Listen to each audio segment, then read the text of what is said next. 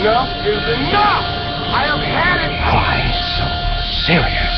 And we hold the world ransom for... Wayne Gandy. Excuse me while I whip this out. Show me the money.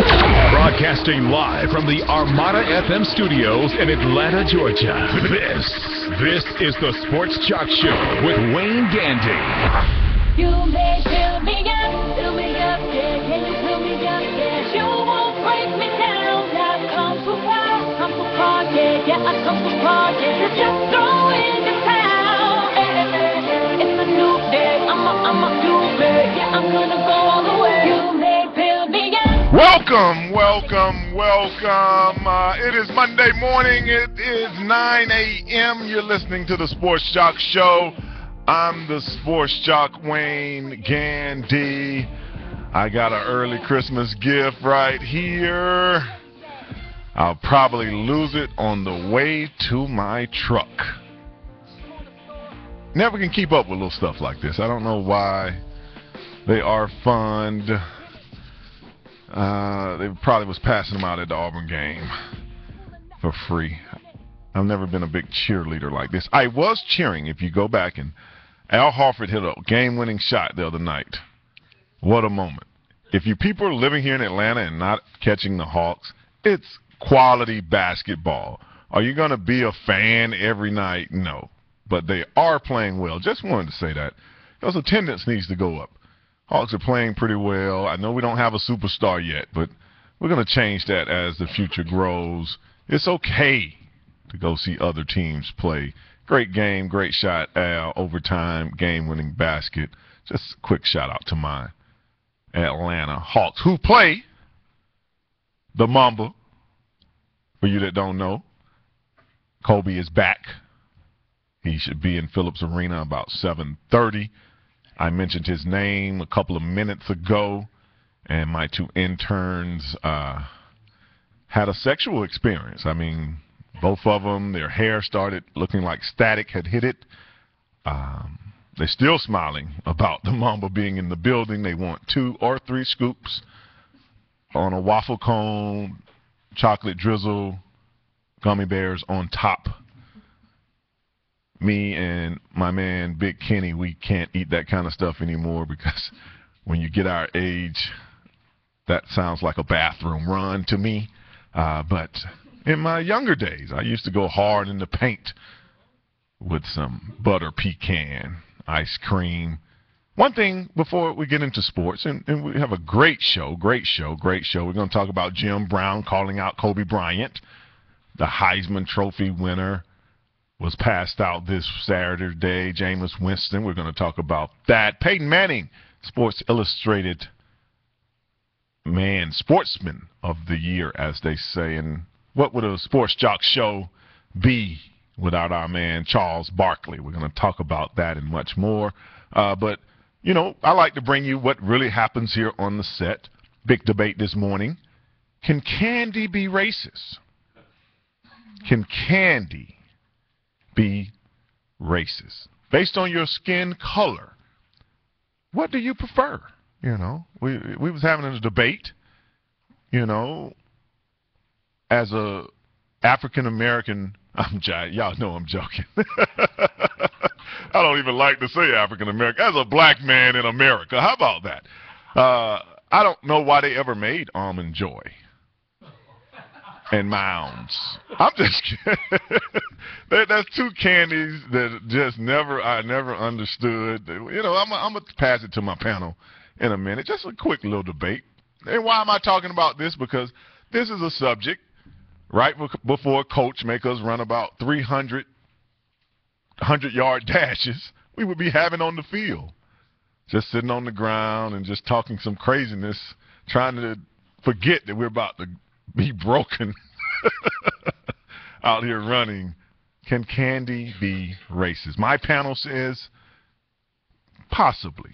I got a Anglo-Saxon Protestant DJ over here named, you're not a Protestant? Jewish? Atheist Catholic? No? That's not a religion either? Just Catholic. Okay. Now I see how the problem started. The bishop. You want to talk about the bishop at 8? No? The bishop, the priest? You phased it out like sleepers? Remember? Some people don't get that. Go watch Sleepers, you'll get it. But I'm here. It's Monday morning. This is the Sports Joc Show. They pay me to rant. Actually, they don't pay me anything. I pay them to let me rant. So I did my rant. Now I can introduce my panel of judges. I know this man loves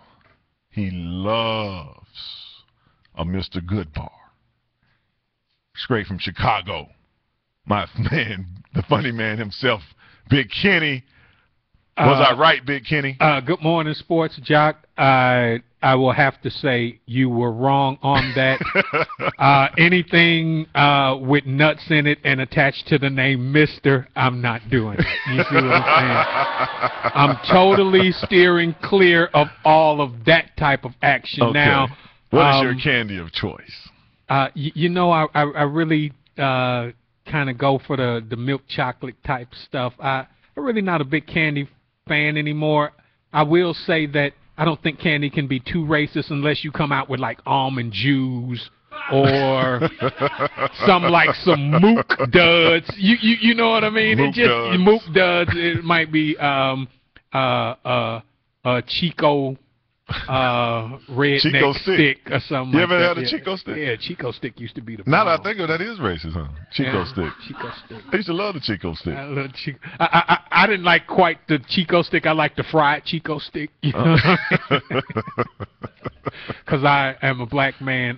But I don't know. I think people put a lot of weight on stuff like candy being racist. We always want to, you know, compartmentalize people. So, because now I will throw down on an almond Jew. I like that. You love an almond Jew? Almond Joys, yeah. Almond Joy. I like and that. Between us, making our Oreo cookie is our favorite Auburn fan. She doesn't have on her shirt from last week, though. No, I don't. You're not dedicated. I am so dedicated. Say you like chocolate. Just say you I like didn't know we had to wear the same shirt every day. Go ahead. That's how you show your commitment. By not changing clothes? I don't understand how that's... Maybe you need to be committed if you don't change clothes, but... Oh, man. No. So what is your candy of choice there, Marky? I don't know. I do like Almond Joy. I do like Almond Joy. Okay. But, no, I like Sour Patch Kids, Twizzlers. I know you don't like Twizzlers. No, I'm I not like a Twizzler guy. That's what Twizzlers. started the But whole I like the debate. ones that are the flavored pull and peel ones. Okay. Yeah, so those are different. Got you. They have Twizzlers are flavored. I thought they just came in the one. The flavored pull and peel ones, they're so good. I thought they just came in the one. No, see, only you're white used to people eat it red type. No, there's totally different types. Really? Yeah, they even got sour Twizzlers. Oh, man. Oh, see? We're just having fun here this morning. Oh, yeah. I could talk about candy all day. Oh, man. Great action yesterday, NFL. We're going to get it into that in the 10 o'clock hour. Jared, please, I'm begging you right now. Listen, I don't want to talk to you today. Hey, when Jared calls in, do not put him through, okay? Don't put him through. Hey, that dude's on suicide watch. You Because might need his to team sucks. might want to talk him down. Don't jump, Jared. Oh. Dear I diary. did quickly, Vic Kenny, guy you may know. I went to see after the Hawks game Friday night. I went to see Lavelle Crawford Yes. over at Uptown. Funny man, Funny funny guy. man. He made me laugh to the point I felt like I had just jogged 2 miles, That's a good show. and he needs to jog 2 miles as well with me. I don't know. I don't know if You you're got gonna to get start off with some soft walking. Yeah. some very soft couple of steps. Yeah, but funny dude. Yeah, Funny if dude. you ever get a chance to catch him, funny, much funnier than I thought. He actually made me tear. You know when you can get that tear laugh, Yeah. you really had hit that nerve. Which is refreshing because a lot of dudes you go hoping that they're going to be really funny and they're a lot less funny than you thought. You Yeah. find somebody that's a lot funnier Disappointing. than yeah. Right. So And for you people that get the wake-up call, we will be handing out the Butthole Awards later in the show. They said I couldn't say booty. can you And- say part of it and then I say the other part of it? Let's check with the Can I judges. say judges? Judges? No. Judges, no. No. One says yes, one says You no. can't I say do it. in another term. Maybe you could say boo. She could say Yeah. T. Yeah. And I could say No. no. We can't break it down like Run DMC. Hard time. Spread it just like We can't say it in any kind in any of capacity. form that's of disappointing. fashion. But it's the Sports Joc Show. We are here. The day started the same way. The bad producer came in late and told me how he was leaving early. So that is the Sports Joc Show in a nutshell. I can really wrap it up because that's what he told me. I got it written right here. Hey, for the He got here 12 minutes late, and he said he was leaving 30 minutes early. Now, what kind of – that's how we do it here at the Sports Joc Show. Sports Jock, Yes. since we can't say the word, we could just call it Kobe Bryant. Oh, the Kobe. The Kobe Award. You going to get beat up around here. Kobe Award. They ain't find that funny. Look at Hey, them. y'all know Kobe play rough. They Y'all ain't better find watch that out. Funny. Y'all ain't really. I know y'all international, Italian and Pakistan. Where you from, Lydia? Ethiopia. Yeah, Ooh, she yeah, looked yeah, at you yeah. like, you about to start an international event right Like, there. they like 32 miles apart, Ethiopia and Pakistan. I was over there one time. I had a flat tire on that highway between Afghanistan and Uzbekistan. You know, they got all them kind of crazy names. But we'll be back with more of the Sports Joc Show. Jock of the Week coming up next. Heisman Trophy winner Jameis Winston. That and much, much more coming up. 888-926-7562. Hey, join the show online, live, or anywhere you are on Skype. Just click Skype from the Sports Jock app or the Sports Jock to your Skype friends list. Hey, it's Mark Aram, and when I need my sports and entertainment fix, I listen to the Sports Jock Show with my buddy Wayne Gandy. Totes, my goats. Don't go away. More of the Sports Jock Show with Wayne Gandy is coming up next. Ice cold brew.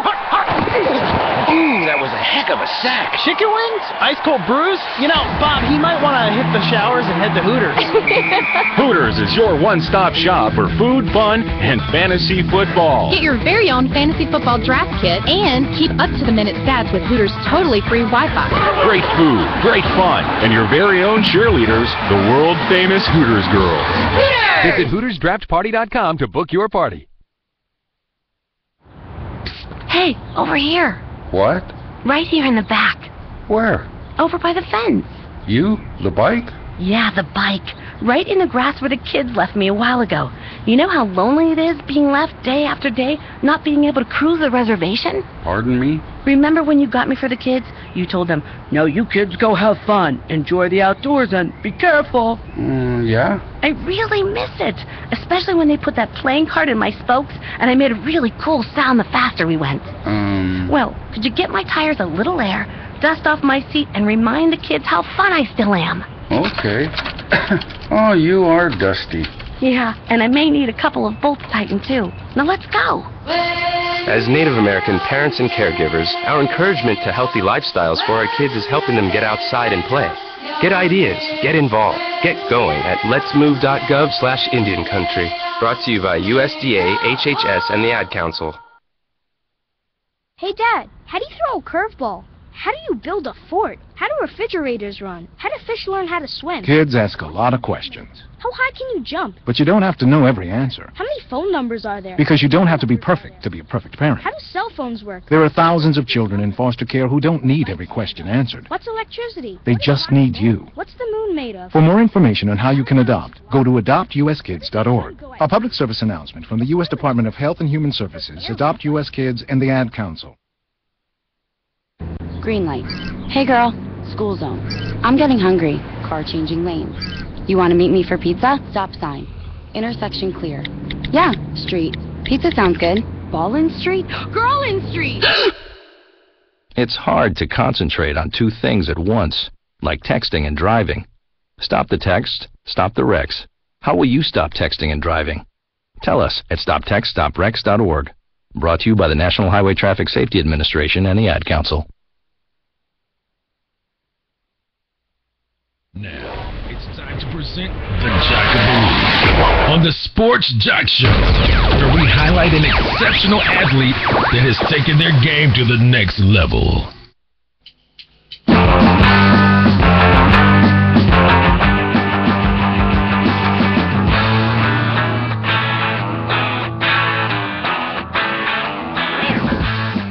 Welcome back to the Sports Joc Show. I'm the Sports Joc, Wayne Gandy.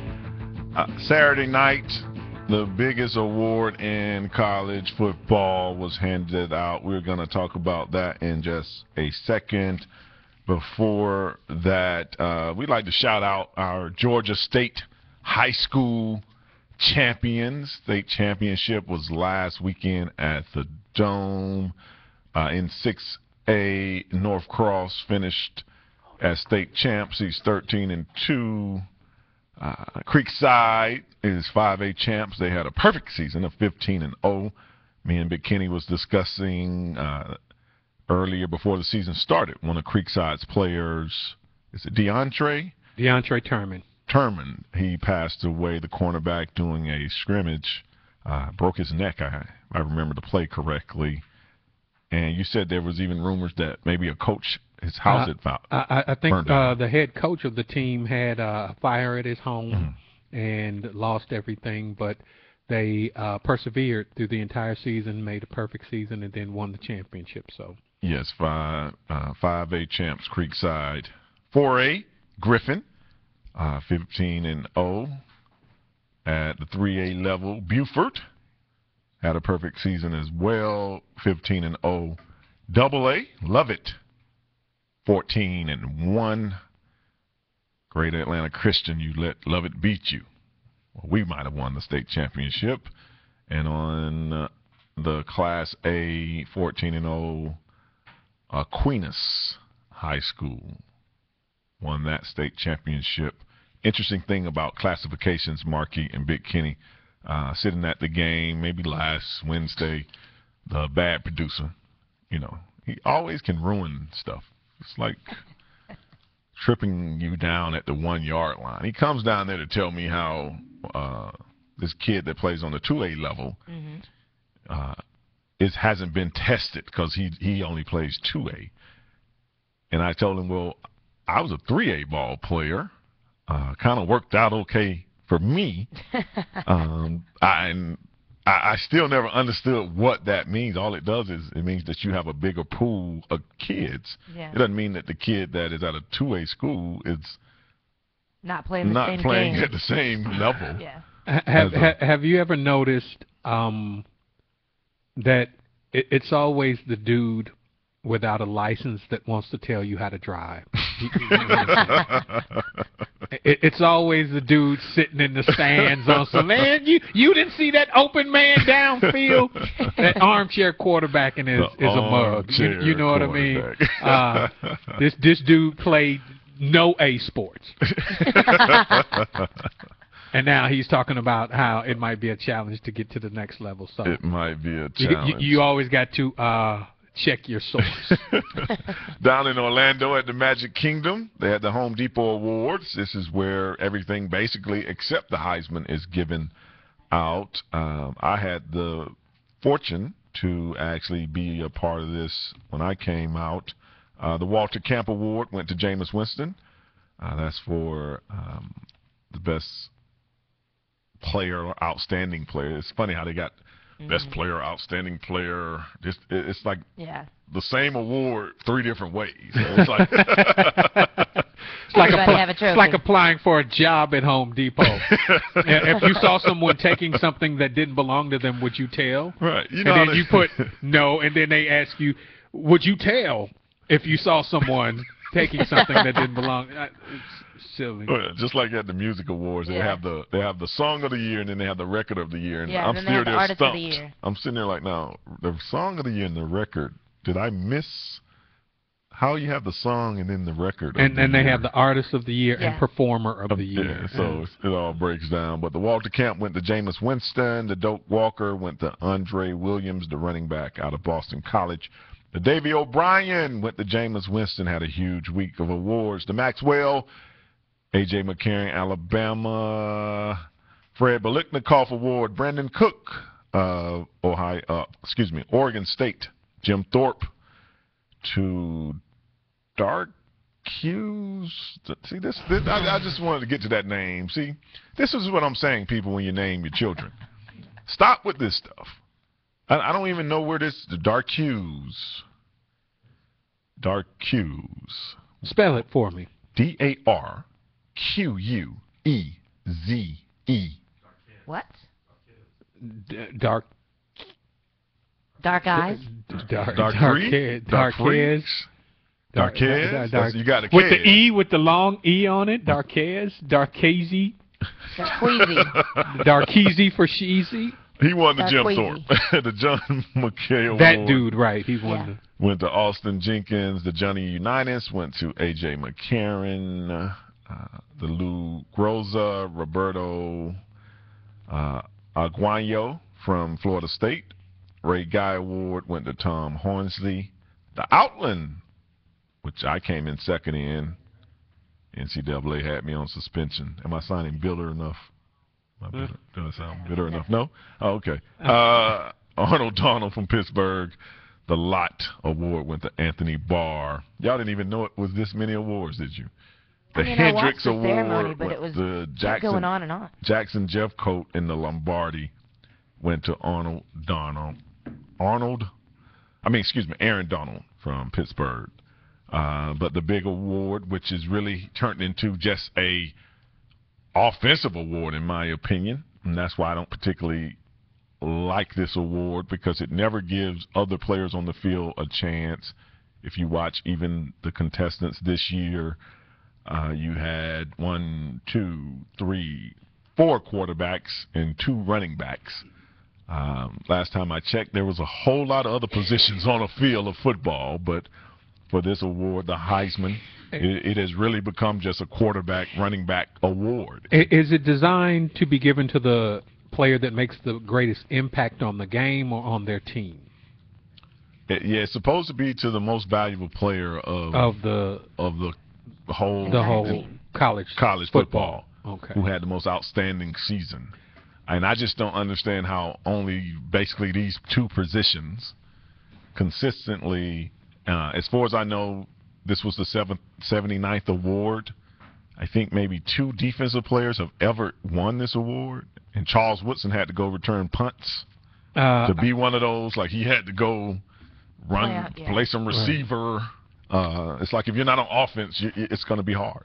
But these guys are the ones getting the most media coverage, too.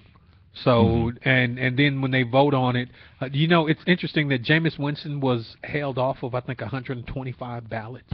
And he still had 3 times the votes of everybody else. And something that I saw a little bit of the Heisman presentations. Did Trey Mason cut his hair? I didn't see him cut his hair. Okay, because when I saw a picture of him, it was really, really low. Now, and what I'm saying is somebody that used to wear dreadlocks, even when you pull them back, they're not that low. So I was thinking if he cut his hair to look good for the Heisman, That was pretty good. Can you Kobe Bryant sluts? Can you say sluts on the air? I'm just looking for words I can actually. I know. Totes my goat. No, because you young ladies. She said wifey, right? Yeah. Let me correct myself, because somebody will get a sign and come stand in front of you. I can't believe you're bashing women. You're bullying people. Can you beautiful women please find a picture of Trey Mason at the Heisman Trophy Award? You said sluts, and she said wifey. Wifey is a French word for sluts. Yes. In Italian? Yeah. I mean, in French? In French, yeah. That's what it means. Oh, but here's my son in his acceptance speech. At this point, it's my pleasure to announce the 2013 Heisman Memorial Trophy winner. And the winner is Jameis Winston, Florida State University. That'll boy, Jameis. That'll boy. That's what I taught you. There go you follow Betty. I knew that night when she offered me that condom. I know I should have said no.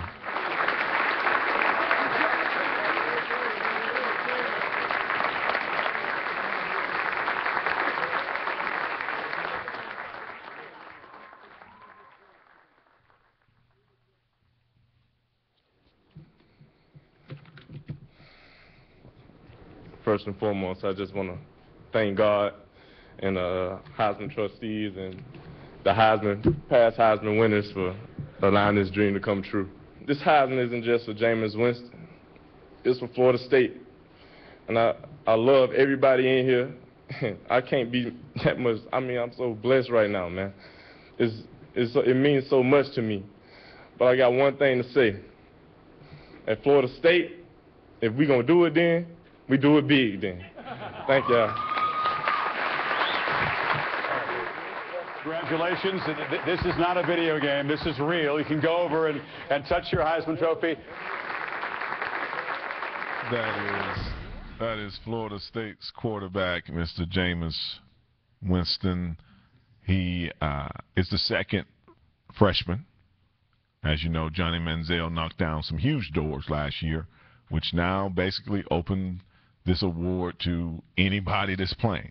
It was more of a junior-senior award. Tim Tebow kicked the door in for sophomores. Then Johnny Manziel kicked it down for freshmen. And you could see this.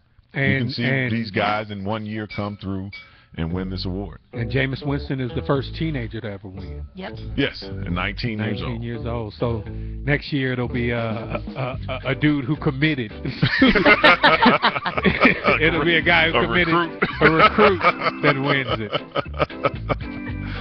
Jameis Winston, your 2013 Heisman Trophy winner. We're going to go to break. We come back. The great and lovable Jim Brown. Can never get enough of Jim Brown, Mike Tyson, and Charles Barkley. It just make me smile. 888-926-7562, the Sports Jock. That's JOC.com. Hey, join the show online, live, or anywhere you are on Skype. Just click Skype from the Sports Jock app or add the Sports Jock to your Skype friends list. More of the Sports Jock Show with Wayne Gandy coming up next. Me, a cat, moving in with a new human. It took a little getting used to. She has these weird games she likes to play, like this giant feather. She sticks it in my face. I swat it away. She sticks it in my face. I swat it away. It's almost like she thinks I enjoy it. But seeing how much fun she gets out of it, well, I guess it makes it all worth it. Humans. A person is the best thing to happen to a shelter pet. Be that person. Adopt. Brought to you by the Ad Council and the ShelterPetProject.org. Here at the GED Pep Talk Center, we've got a pep talk that can motivate you. Sometimes things don't always turn out the way you want them to. You can improve your future. Now get your game face on and take the first step towards a better life. Hurry up. Don't make me repeat myself. Whatever level of motivation you need, we've got a pep talk for you. Call 1-877-38-YOUR-GED or visit yourged.org for your pep talk and for free classes in your area. GED is a registered trademark of the American Council on Education. Brought to you by Dollar General Literacy Foundation and the Ad Council. In 50 feet, turn left. Why are you driving so slowly? After a few drinks, I'm taking it slow. Well, you're not fooling the cop behind you. What? Get ready to pay in 0.1 miles. Getting pulled over for buzz driving could cost you around $10,000 in fines, legal fees, and increased insurance rates. Nothing kills a buzz like getting pulled over for buzz driving, because buzz driving is drunk driving. Brought to you by the National Highway Traffic Safety Administration and the Ad Council. Can you tell if these vegetables are being contaminated with bacteria that could cause paralysis? Listen, you can't see it either. Use different cutting boards so that the bacteria in raw meats and seafood and their juices doesn't touch prep surfaces for other foods like veggies. Raw food may contain bacteria that can make you very sick, or worse. Roughly 3,000 Americans will die from food poisoning this year, but you can keep your family safer. Check your steps at foodsafety.gov. Brought to you by the USDA, HHS, and the Ad Council. Hey, there's my son. Hey, Dad. What's wrong with your voice? There is nothing wrong with my voice. Well, it's just sort of. Hello, Dad. Susan? Guys, I think it's about time to get in the car and maybe see some green things. What are these green things you speak of? This weekend, unplug. Getting closer to nature can get you closer to your family. To find the forest nearest you, go to discovertheforest.org. Brought to you by the U.S. Forest Service and the Ad Council. And now, back to the sports jock, Wayne Gandy.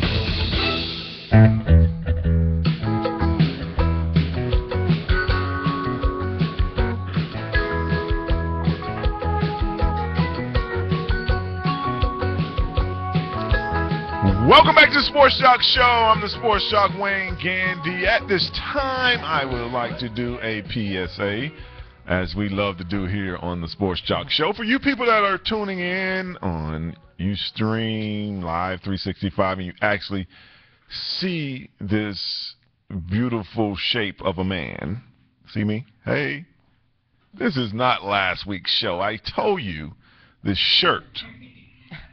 Where you're not listening, this is the same shirt. Yes, don't judge me. I went home, I put it on a hanger, I let it air dry. And it's back. I'm sorry. It's going to probably be this way every Monday until I bring the trophy back to the plains of Auburn. Florida State, Auburn, January 6th, Pasadena, BCS Championship. Yeah, all that's going down. For you people, you bowl junkies who miss college football, bowl season does start this Friday or Saturday.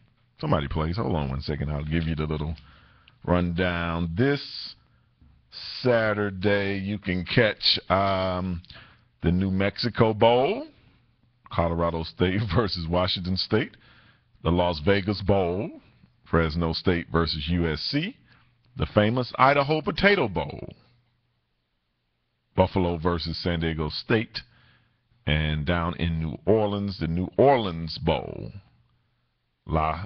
Louisiana Lafayette versus Tulane. That's it. Starts this Saturday. Sports Jock won't be watching any of those bowls, so do not send me any questions about. I don't even know any players on any of those teams right there.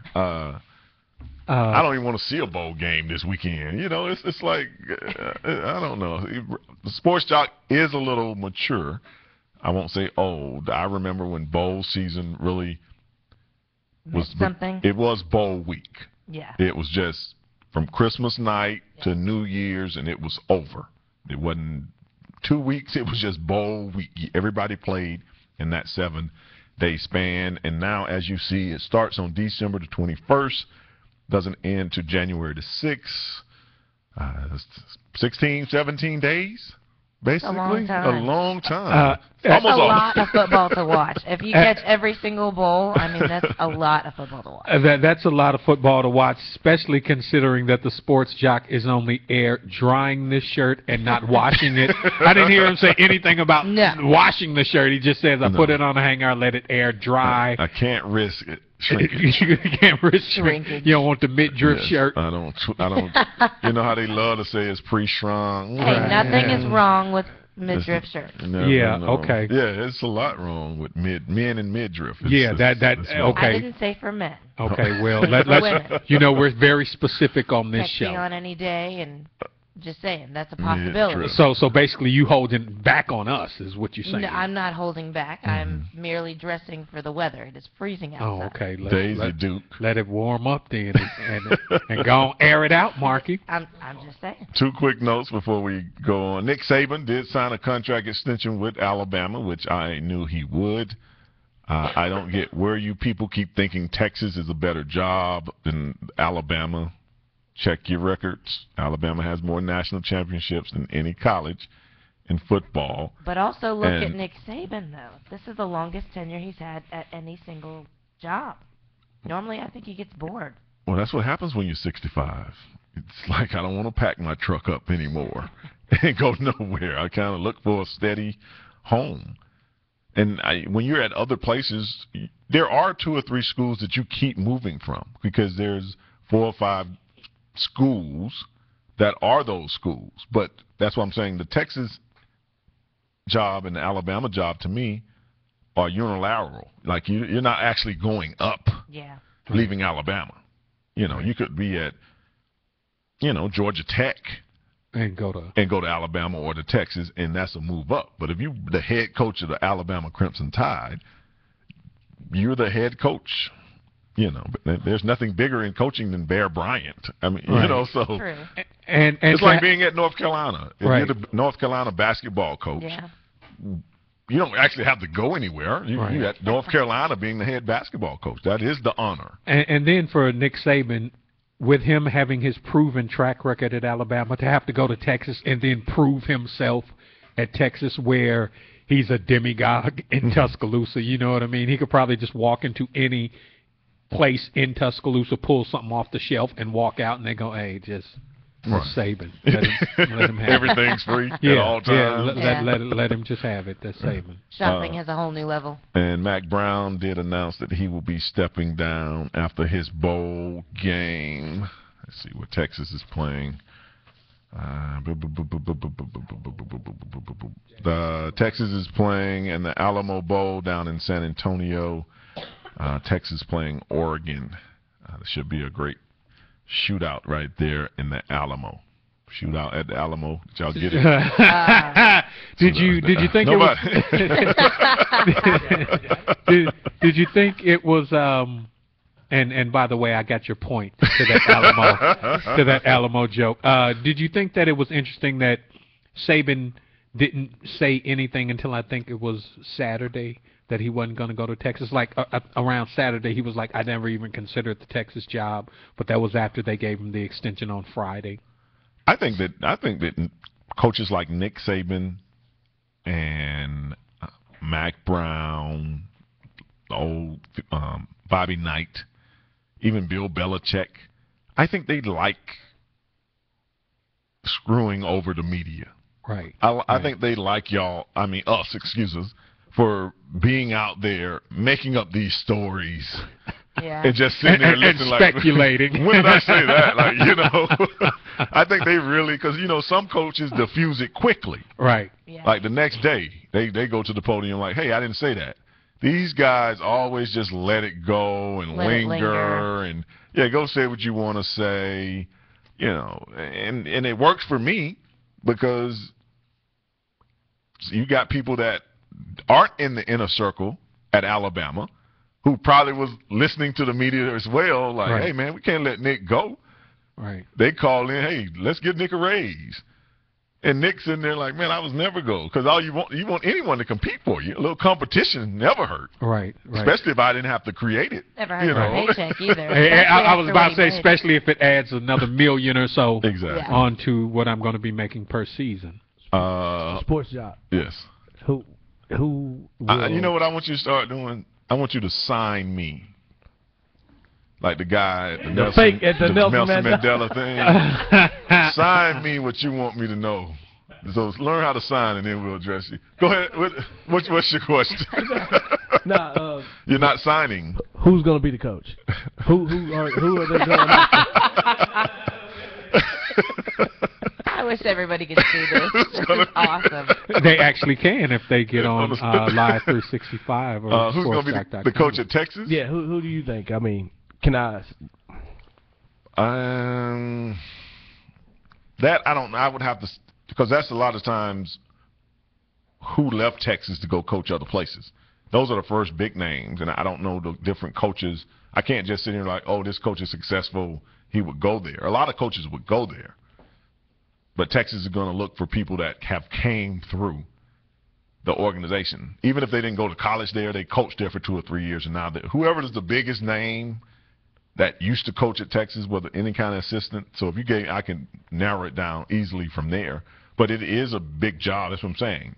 Any school other than Alabama or Notre Dame, Ohio State, Michigan, all those schools are kind of on the same level as far as prestigious jobs. So any of these other schools, like if the coach at Clemson, him leaving Clemson and going to Texas is a step up. Yes. You know, even Mark Richt. What about Charlie Strong or possibly Les Miles? Or you think they could, on that short list, to throw their name in the hat to get a little bit more money? I think Les Miles is like Saban. I think he's like Saban. He loves LSU. He's in a hot pocket of talent. He doesn't have to recruit further than his state almost, and right across the border to Alabama, Texas. Texas. He know the region. That's what I'm saying. He would and people like at the LSUs and the Texas places like that, that recruiting is almost a just open my emails and see who's asking me, can they come play for me? You know what I mean? Those people aren't even having to really go out and search for people. People are coming to them asking, can they? The number one recruit supposedly in high school is like 3 miles from LSU Stadium. I like it how you that just they said recruiting. That he doesn't have to go over the border to Alabama, and you totally missed that Mississippi is in between Louisiana and Alabama. No, I said he just goes over the border to Alabama and poaches their player. Mississippi, and the players are all right. I play against. Just decline a whole state. Charlie Strong. What about Charlie? I mean, that type of guy there in Texas. So I mean, what type of guy is that? He knows the South. He understands, and like you said, he can go into Texas where he's doing that in Louisville, and he go into Texas, and you really just recruit the state of Texas. Leaving Louisville to go to Texas is a step up. I don't know if he has any connection. That's what I'm saying. Schools like that want some kind of former connection, whether it's you live. I'm trying to break it here. I hope we can break just Charlie Strong if he choose him. Or is he from Texas? Was he born in Texas? No, we have to research that. But I'm just who's having great success. Who are some big names since they were, the Gut Malzahn signed an extension. Urban's not going anywhere. I told you to sign while you're talking. And it's amazing how one question leads to not able to do our segment now. That's called good media. That's called good. Oh, is that what you call it? Well, we're going to go to break. When we come back, we will hit Kobe Bryant and Jim Brown's dispute. I know who would win in a fist fight in their heyday. Because I know Jim Brown used to carry brass knuckles. He showed them to me once. The one he knocked Bill Russell out with one time. We'll be right back. More of the Sports Joc Show. Hey, never miss another show. Get the Sports Joc wake-up call at 9 a.m. Sign up at thesportsjoc.com.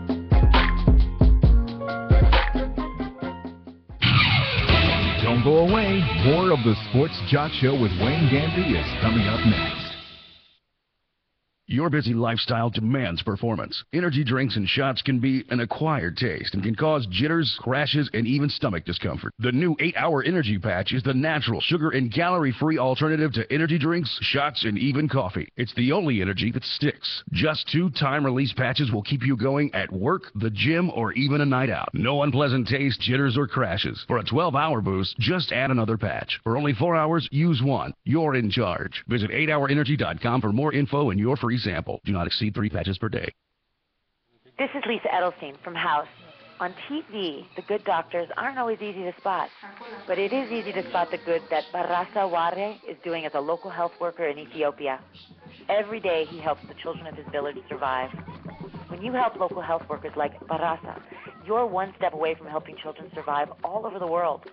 See where the good goes at goodgoes.org and find out all the ways you can help the good go further. Brought to you by Save the Children and the Ad Council.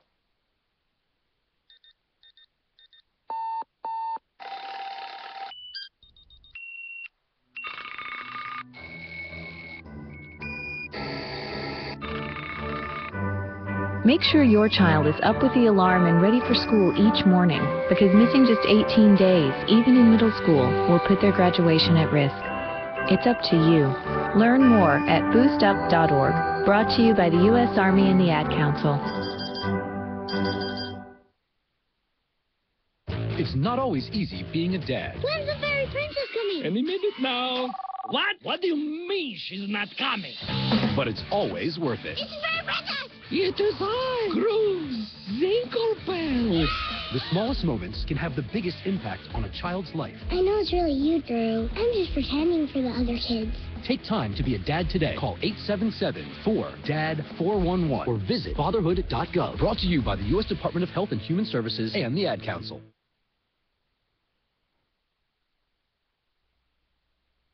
Take a look under your bed. Find stuff under there?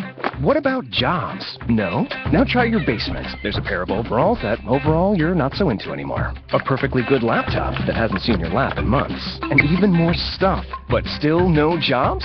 Well, you really have both. See, stuff is defined as household articles considered as a group. Sometimes this stuff is no longer needed. Wait, no longer needed? That can't be right. Because remember those jobs you were looking for? Those are really needed. And they're the stuff inside your stuff. Even inside that winter coat that moved with you to Phoenix. Our job is to unlock those jobs.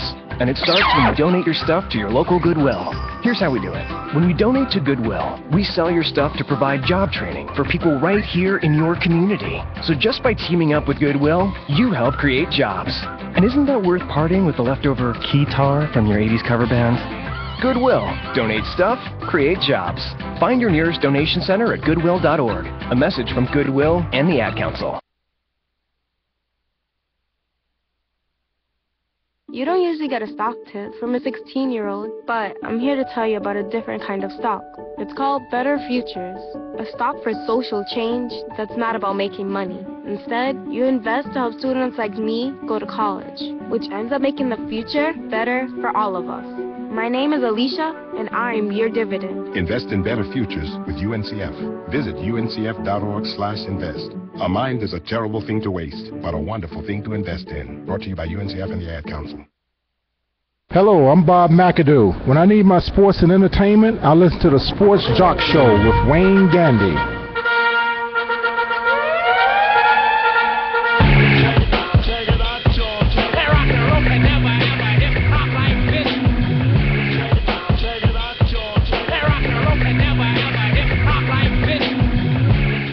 Welcome back to the Sports Joc Show. I'm the Sports Joc Wayne Gandy.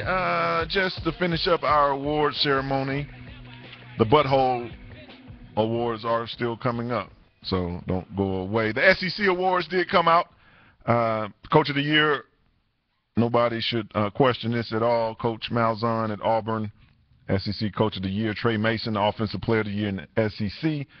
C.J. Mosley and Michael Sams were co-defensive players of the year in the SEC. Christian Jones, Special Teams Player of the Year. Laquan Treadwell was the Freshman of the Year out of Ole Miss. And the Scholar Athlete of the Year, Aaron Murray out of Georgia. Those are the SEC Awards for 2013. We're going to talk about Jim Brown and Kobe battles in a second. Right now, speaking of scholar athletes, according to an annual report released by the Institute for Diversity and Ethics in Sports at Central Florida, this year's bowl-bound schools, that's 35 bowls, that's 70 schools, revealed they are graduating white players at a significantly higher percentage than black players. 65% of blacks compared to 84% of white players. The national title game, Florida State is graduating 58% of its players, only 58% of black players. Auburn is graduating 70% of their players, 53% of the blacks. The top honor of graduation period goes to Rice and Boston College.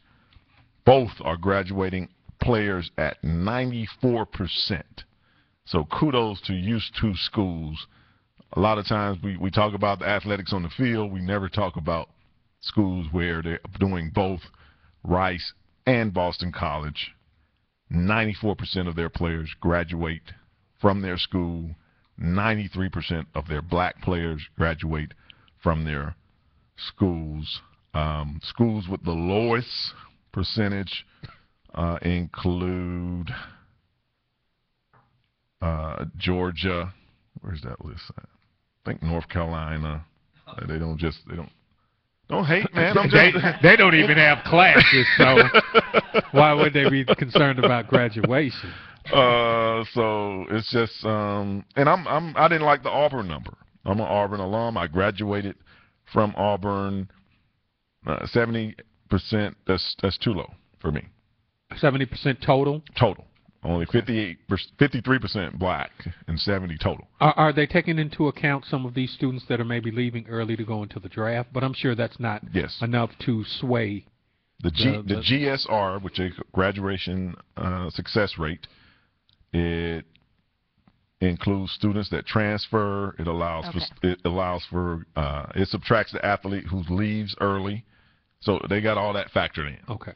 I was wondering that same question, right. And they got all that factors in. Because it's somebody like I didn't graduate, but I signed for $18.7 million when I got drafted in the first round. So that's just an interesting stat, and I don't know. I'm trying to figure out why the difference, white, black. I think that the demands possibly not to be any kind of. When you turn on the TV, it's usually more black players playing. Maybe that's it. More time, more energy expended on the field, more distractions. And I would also like to see. But I don't offer that up as an excuse at all. So I played in every college game, started every one of them except probably like 2, and still left. The week after I played my last game, I graduated. Yeah. Right. So it all goes together. Do any of these statistics has that graduation rate increased or decreased? Like if they're graduating 53% of the black students now, did that come up from 24% or go down from 58%? I didn't read that in the article. Okay. I want to make sure I specify these are just bowl-bound teams. Yeah. Right. So these are just the 35 teams that went to bowl games. Is all they had. Did the calculations on. So as I said last week, Jim Brown, the great Brown player himself, the running back, some figure is the greatest running back. He also did some acting here and there. He was big in the 60s movement of for civil rights. He was on Arsenio Hall. He's never been shy of speaking his mind. And here are the comments that he had for Kobe Bryant. Kobe Bryant, Sunday night return to the NBA. Any thoughts on, because you and I have talked for many years about athletes along the way and what you've thought about different athletes, and I love your opinions. Kobe Bryant. He threw Shaq under the bus. Did I mention the word honest? He's always honest with me. And he is somewhat confused about culture because he was brought up in another country. So it doesn't quite fit what's happening here in America. unbelievable athlete. Mm-hmm. Yes, yes. Unbelievable athlete. But in the days when we had a summit and we called the top black athletes together to talk to Muhammad Ali about his status with the armed forces, there were some athletes we didn't call. So if I had to call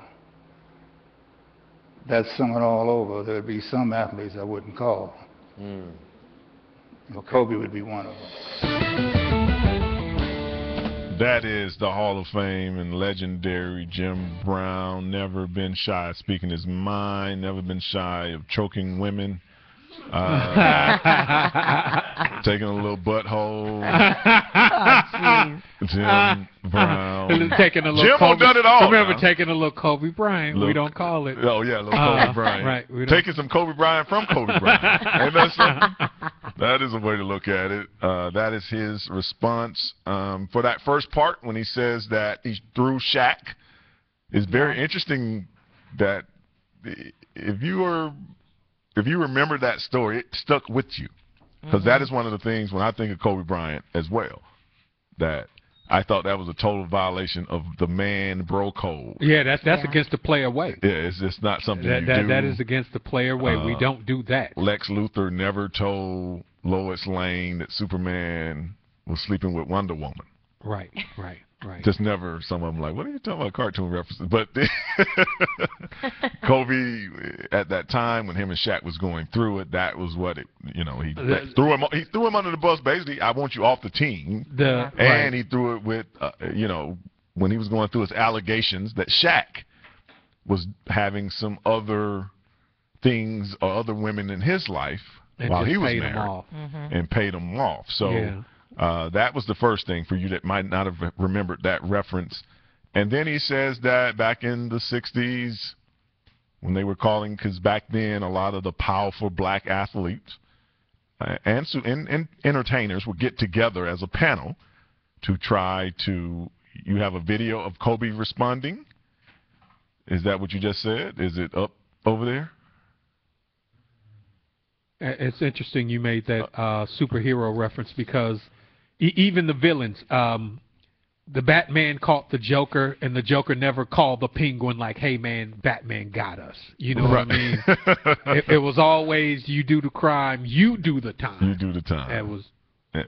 Is this the video of Kobe's response? We have Kobe and his response to Jim Brown. I started to tweet about publicly this morning. When do you decide when something is big enough for you to make a public statement about it, or just to kind of let it go?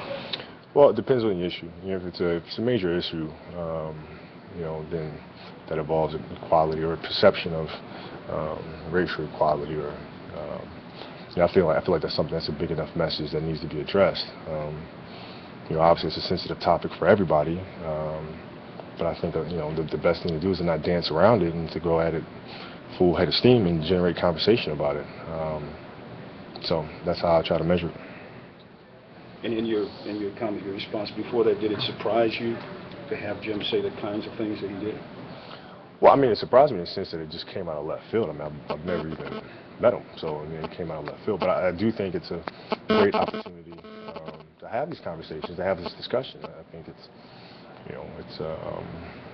no matter where you come from, whether you come from Italy, where you come from, Inglewood, or where. That's Kobe Bryant's response. His Twitter, or is this Twitter?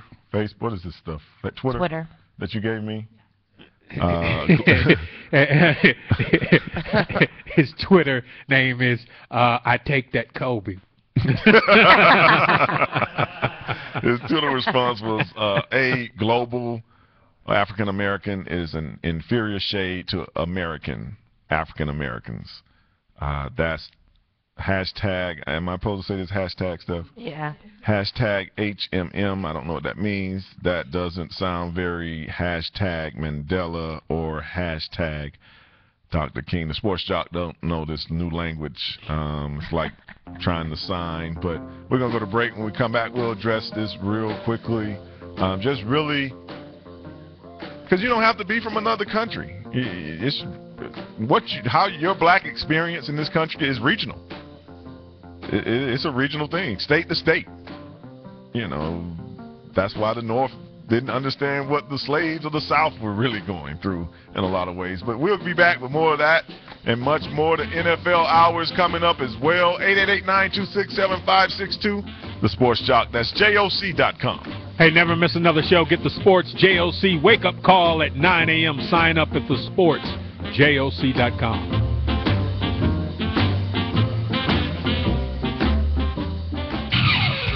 Don't go away. More of the Sports Jock Show with Wayne Gandy is coming up next. You are a waste. A loser. Everyone hates you. Why don't you just stay in your car and keep driving? I'm serious. Drive until you run out of gas, then get out of your car and walk until you find someone who doesn't think you're dumber than bricks. Could take a while, but at least all that walking might burn a couple of calories. You may not witness bullying like this every day. Your kids do. They want to help, but they don't know how. Visit stopbullying.gov to learn safe, simple ways your child can help stop bullying. Be more than a bystander at stopbullying.gov. A message from the Ad Council. This is Nnamdi Asamoah. I play football for the Philadelphia Eagles, but what I do off the field with United Way might be more important. I'm a volunteer tutor and mentor. Why? Because over 1 million kids a year drop out of school, and that's not okay. It takes 12 years to create a graduate, but it takes about the same time to create a dropout. And the difference between a child becoming one or the other could be me, or it could be you. Studies show that if we get to these kids earlier, their chances are better, and kids who read well by 3rd grade are more likely to graduate. So join me in United Way. Suit up and take the pledge. Become a volunteer reader, tutor, or mentor, because when a child succeeds, we all succeed.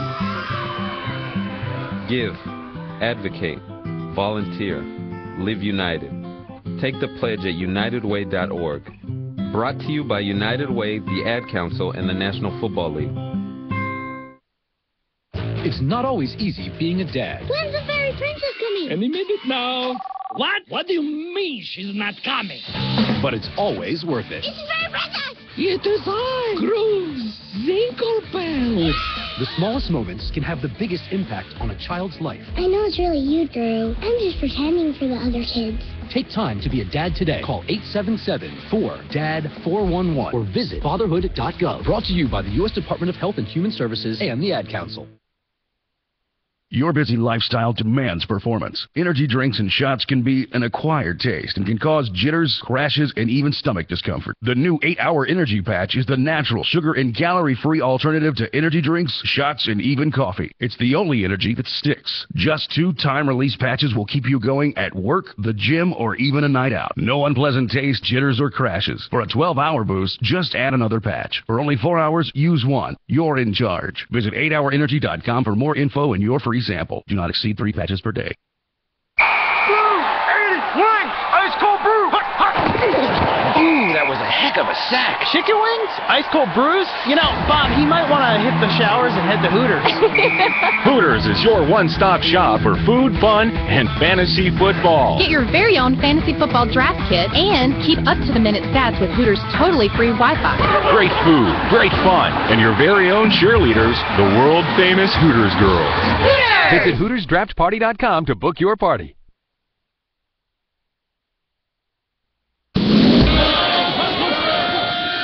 Enough is enough! I have had it! Why so serious? And we hold the world ransom for Wayne Gandy. Excuse me while I whip this out. Show me the Broadcasting live from the Armada FM studios in Atlanta, Georgia. This is the Sports Joc Show with Wayne Gandy.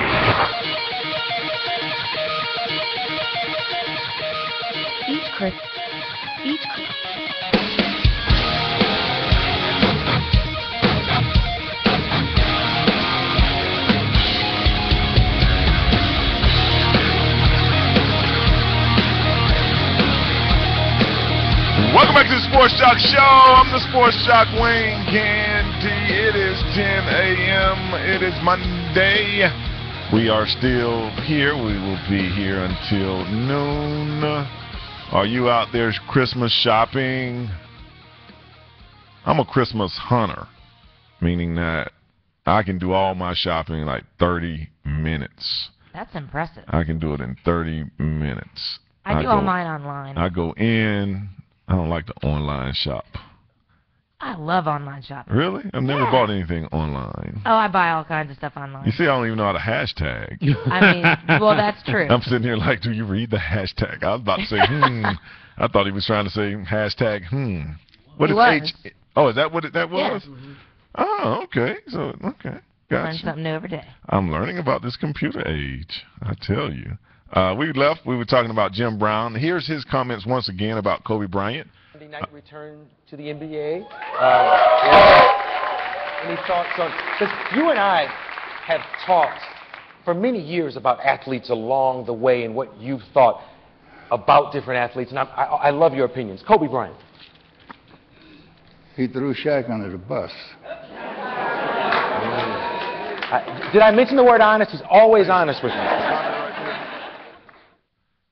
He said that in such a player way, though, didn't he, Big Kenny? I know you could, because you 48. Well, you know no. Sports Jock keep trying to get me in the Gentarian club or whatever that is. Geriatric. Hey, don't correct me on. One of the things that I admire about what it is that Jim Brown said is that for some reason, I don't think a lot of these celebrities, athletes, entertainers, whomever, have a keep it real person in their corner. Mm-hmm. And for some reason, maybe because they want access to them, because they feel like somehow it may affect their careers, no one's willing to speak out. Mm-hmm. Jim Brown's a man, stands up like a man, and nobody ever really spoke out about that. Kobe, that was your transgression. You got in trouble. You got caught out there. You put yourself out there like that. And then instead of being a man and standing up and taking it like a man, you threw Shaq under the bus. Now, however you try and justify it, you still threw this man under the bus. And that was a character flaw.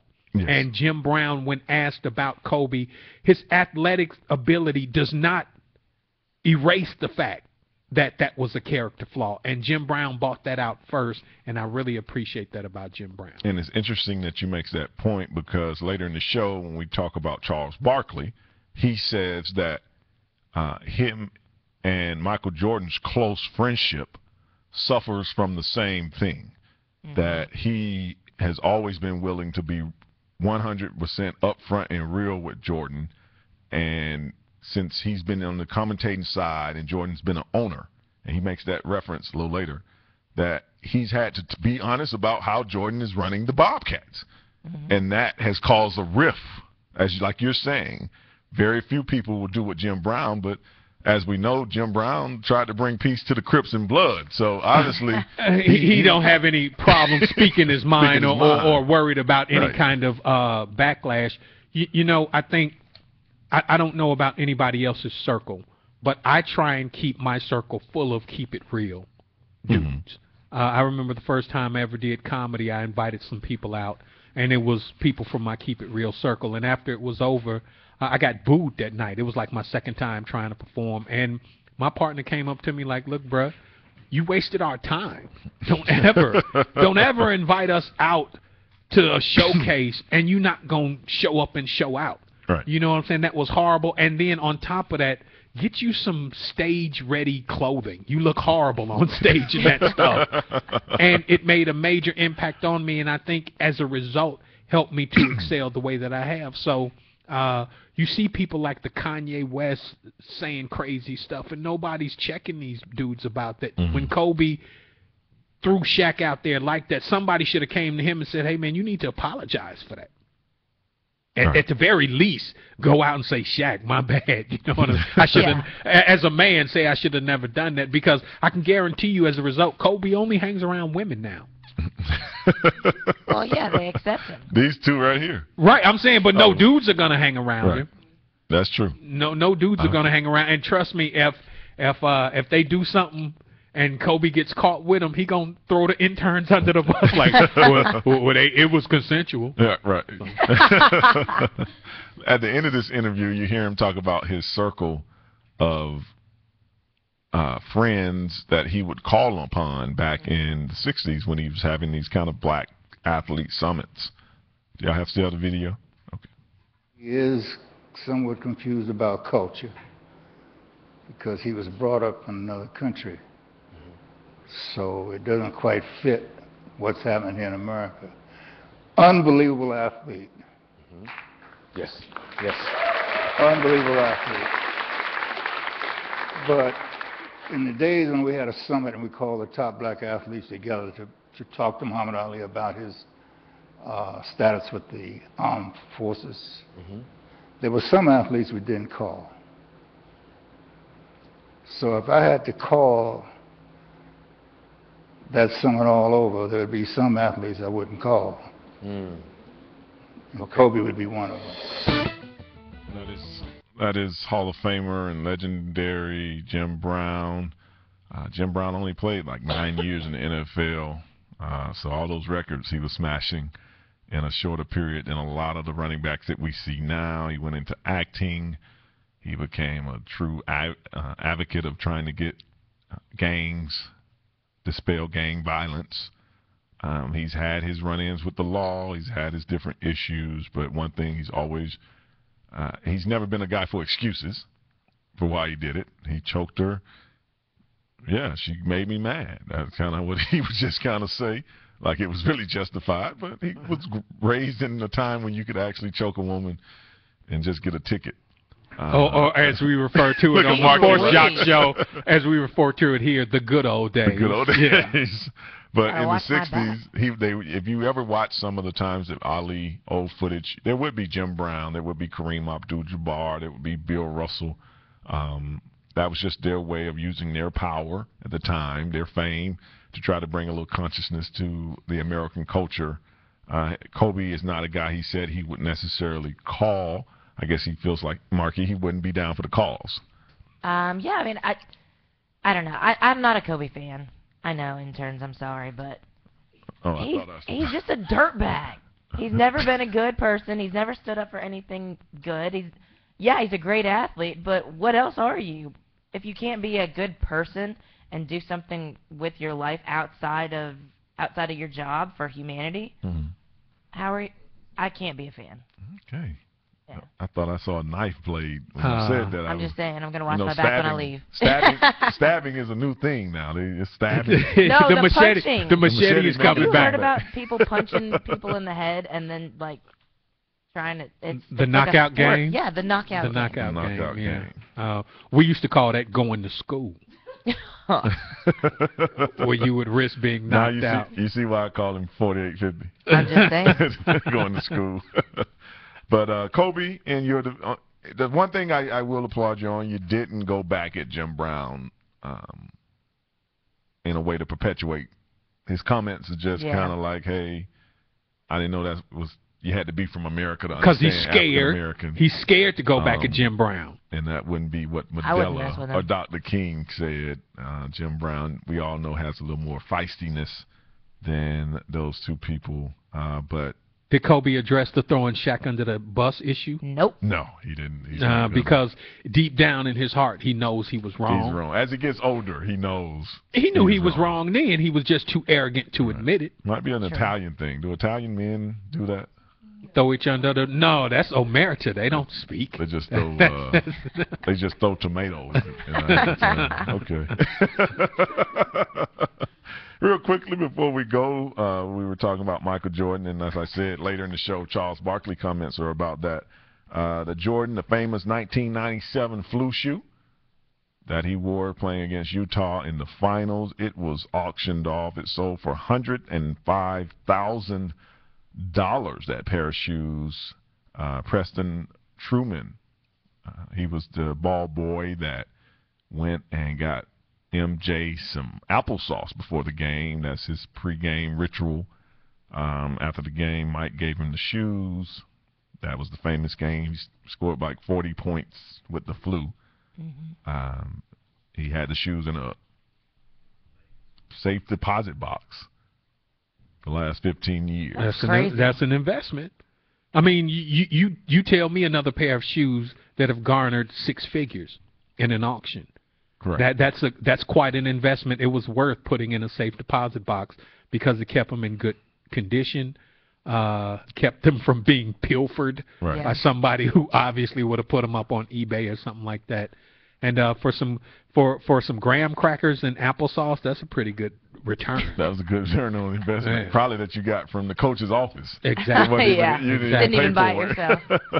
But $105,000. It was the Air Jordan 12 for you Air Jordan freaks that were worn in that game, size 13. You probably see them auction off again in about 10 years, or something tragic happens to Mike. The price will go up. That's just how life is. Already at 105. Crazy. Something more tragic than the Bobcat season. The MJ shoes. I got to go look through my closet, see if I can piece together some of them Nike 12s. I'll bring you some sweet tea and a pork sandwich. Let me hold a pair of those shoes. There was a size 13 too. For you people that's a small foot though for a 6'7" guy. Size 13. What size shoe do you wear? I wear 14. 14. Yeah. But MJ, I don't know. I'm like you, Big Kenny. I don't know what could be worse than the Bobcats. They're having a bad season. If you want something tragic. Hey, Ray, tickle the good producer, man. He over there with this scowl like somebody about to take his Kobe. We'll be back for the Sports Joc Show right after this. Hey, Wayne Gandy's commentary is coming up next hour. The Ocean segment only on the sportsjoc.com. Don't you say that. I'm gonna teach you the crime, just don't take. Brew 81, ice cold brew. Hot, hot. Ooh, that was a heck of a sack. Chicken wings? Ice cold brews? You know, Bob, he might want to hit the showers and head to Hooters.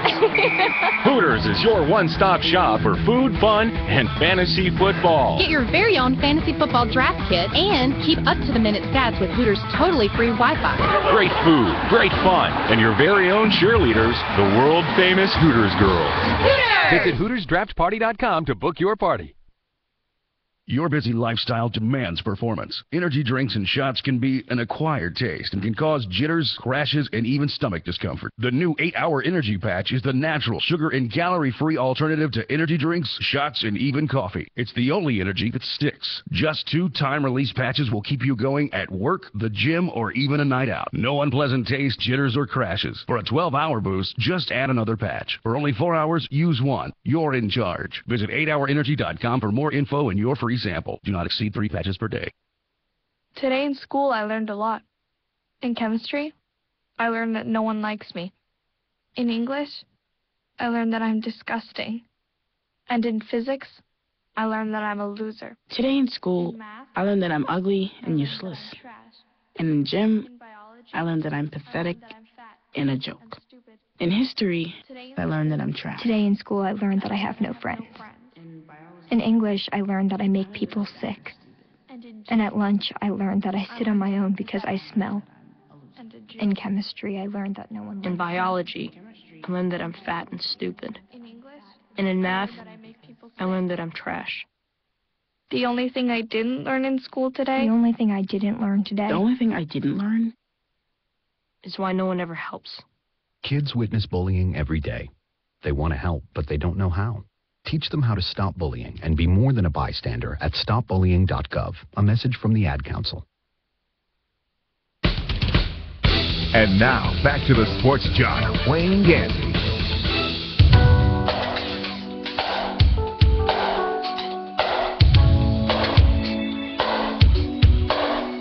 It's Wayne Gandy.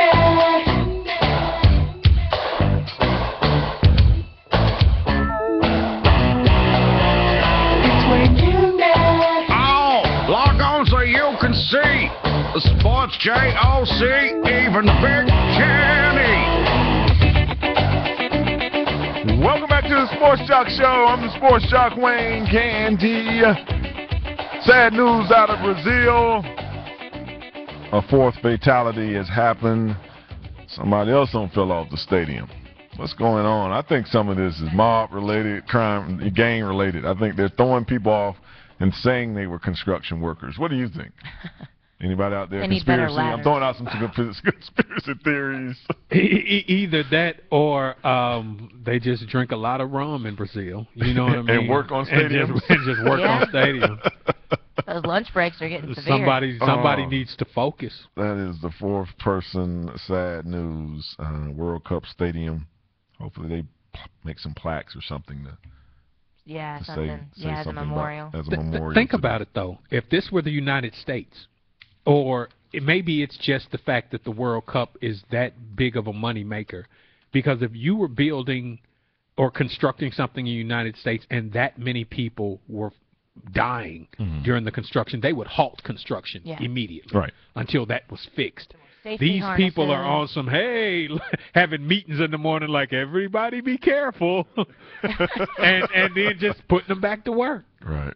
Real quickly, just so y'all know, the bad producer came up with a list of Kobe's charities and foundations that he works with, trying to dispel what Markey had to say. I think what Markey was saying that vocally or verbally, Kobe has never said anything to take a stance. Not that. I mean, just because he's using his not that he money never for gave charity doesn't mean any money. I'm quite sure with all that kind of money, he's given a lot away. But I think in Jim Brown's cases, those guys were willing to lose their jobs by their stances. As he said, Ali went to jail, got his belt taken from him. So I think she was just more talking about him taking a stance on something, not just whether he gave money. A lot of people don't speak up still today. Or not. And then some people speak up way too much. We didn't, we didn't like say Kanye that. West. And the bad producer. Yeah. I don't think we were saying he's the only person on the planet that is not standing up. Oh, okay. I just want to make clear. I mean, just let's make sure. There's a lot of athletes that don't say. Even Michael Jordan, there's things that he should speak. He wants to see Kobe's Kobe. That's what he wants. But we weren't talking about Michael Jordan. We were talking about Kobe Bryant. I'm just in general. When Jim Brown made a statement about powerful athletes coming together, I'm saying there's a lot of powerful athletes that today that can speak up and do some things, but they're not. That's what I'm saying. There's like who? Who's more powerful than Kobe? I mean, MJ, LeBron, just as powerful. Shoot. You won't even let LeBron change cities without bashing him. So, but I mean,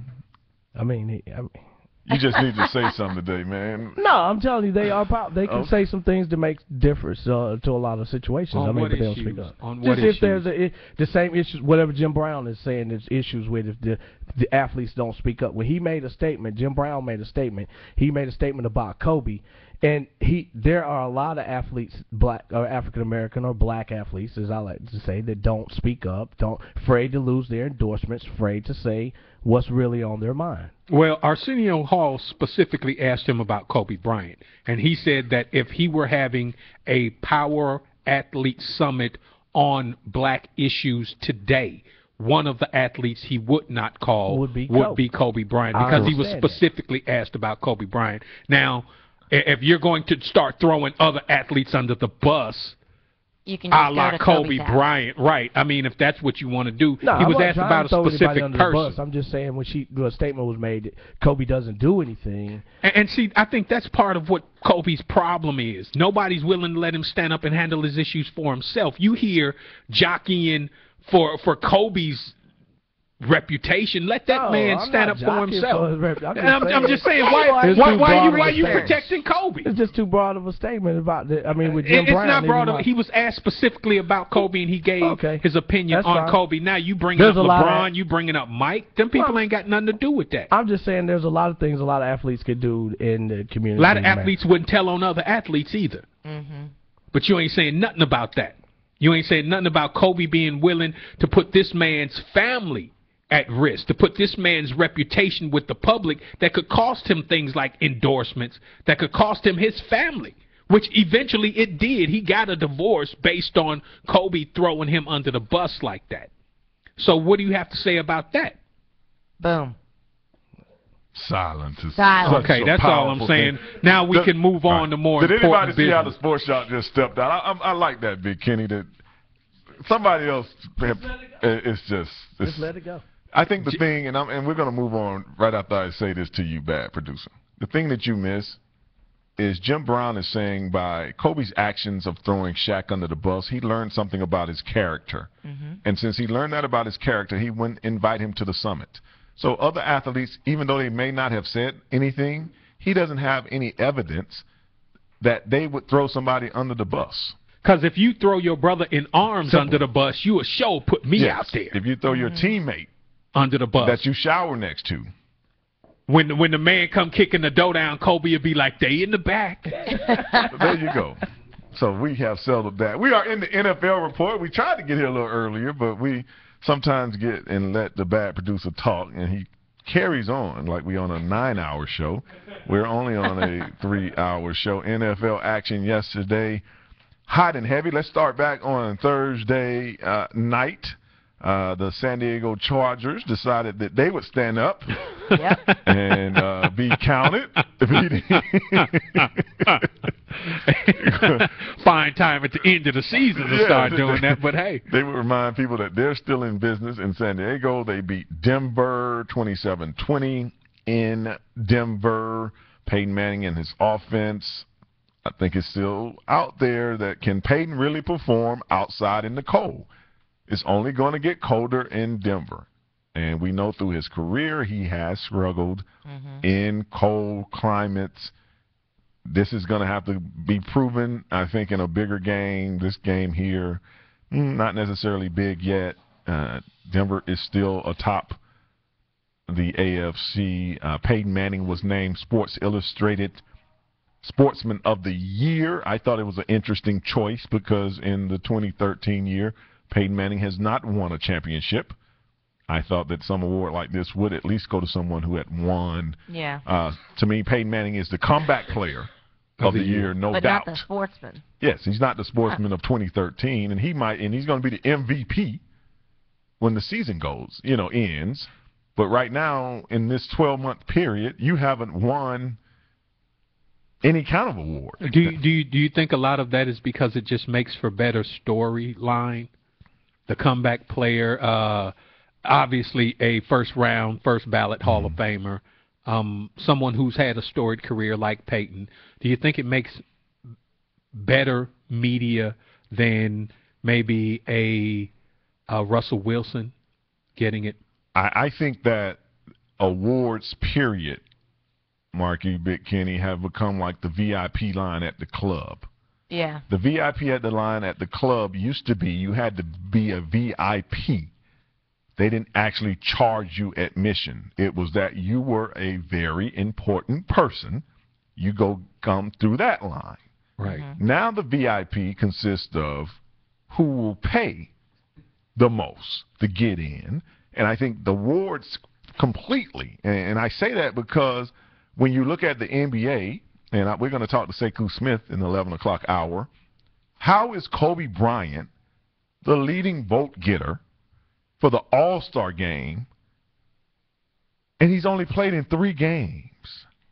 How does that work? And it ain't even been 3 good games. 4 games, excuse me. They're 1-3 since he's back. And it just goes to this, like you're saying, in this kind of award, I thought sportsman mean you had done something like David Ortiz. I thought maybe he was going to win this, leading Boston, who none of us thought Boston would win in that World Series.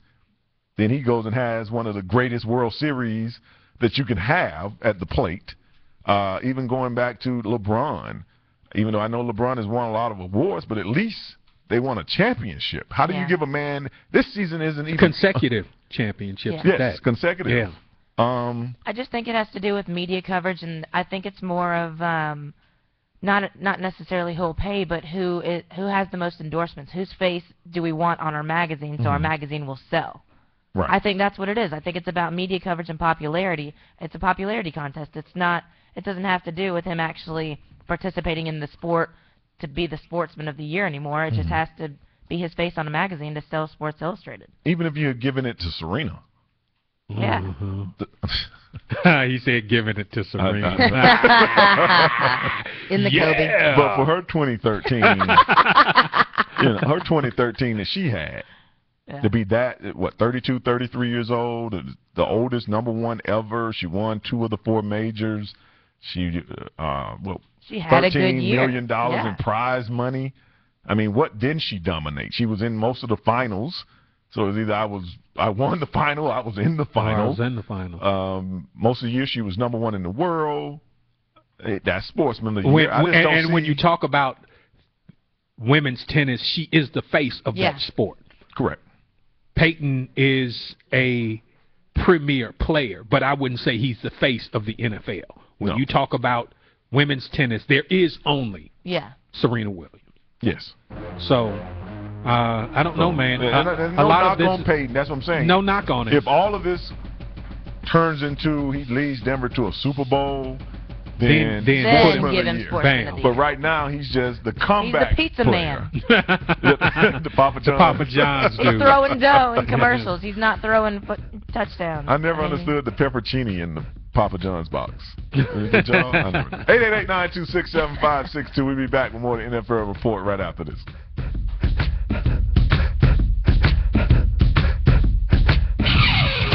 Don't go away. More of the Sports Joc Show with Wayne Gandy is coming up next. So, Jacqueline. Yes, Mom? I wanted to talk to you about something, and... Oh, wait. Hold on. I just got a text. Oh, there's another one. Wow. Busy me. So, anyway... Oh, wait, Mom. I just got a message. My friends keep commenting on my comment. Oh, there's another one. So many comments on my comment. Oh, I can't wait to watch TV tonight. Playoffs! Hey, guys, check out my new video game. Pew, pew. Wait. Mom, what? What? Hold What'd you say? Wait a second, what? This weekend, unplug. Take your family to the forest. There's nothing in the world like experiencing nature firsthand. Trees, paths, bluebirds, streams. Getting closer to nature can get you closer to your family. To find the forest nearest you, go to discovertheforest.org. Brought to you by the U.S. Forest Service and the Ad Council.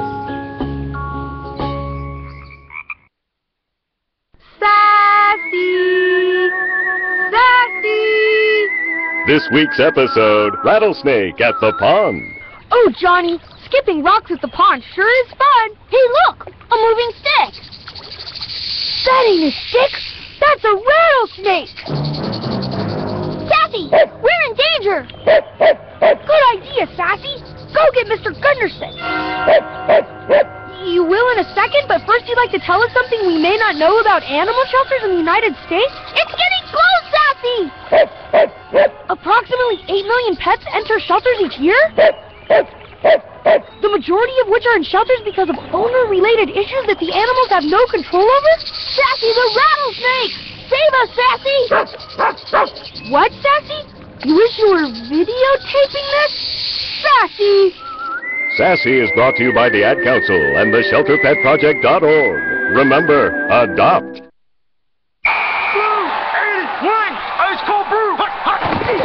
Ooh, that was a heck of a sack. Chicken wings? Ice cold brews? You know, Bob, he might want to hit the showers and head to Hooters. Hooters is your one-stop shop for food, fun, and fantasy football. Get your very own fantasy football draft kit and keep up to the minute stats with Hooters' totally free Wi-Fi.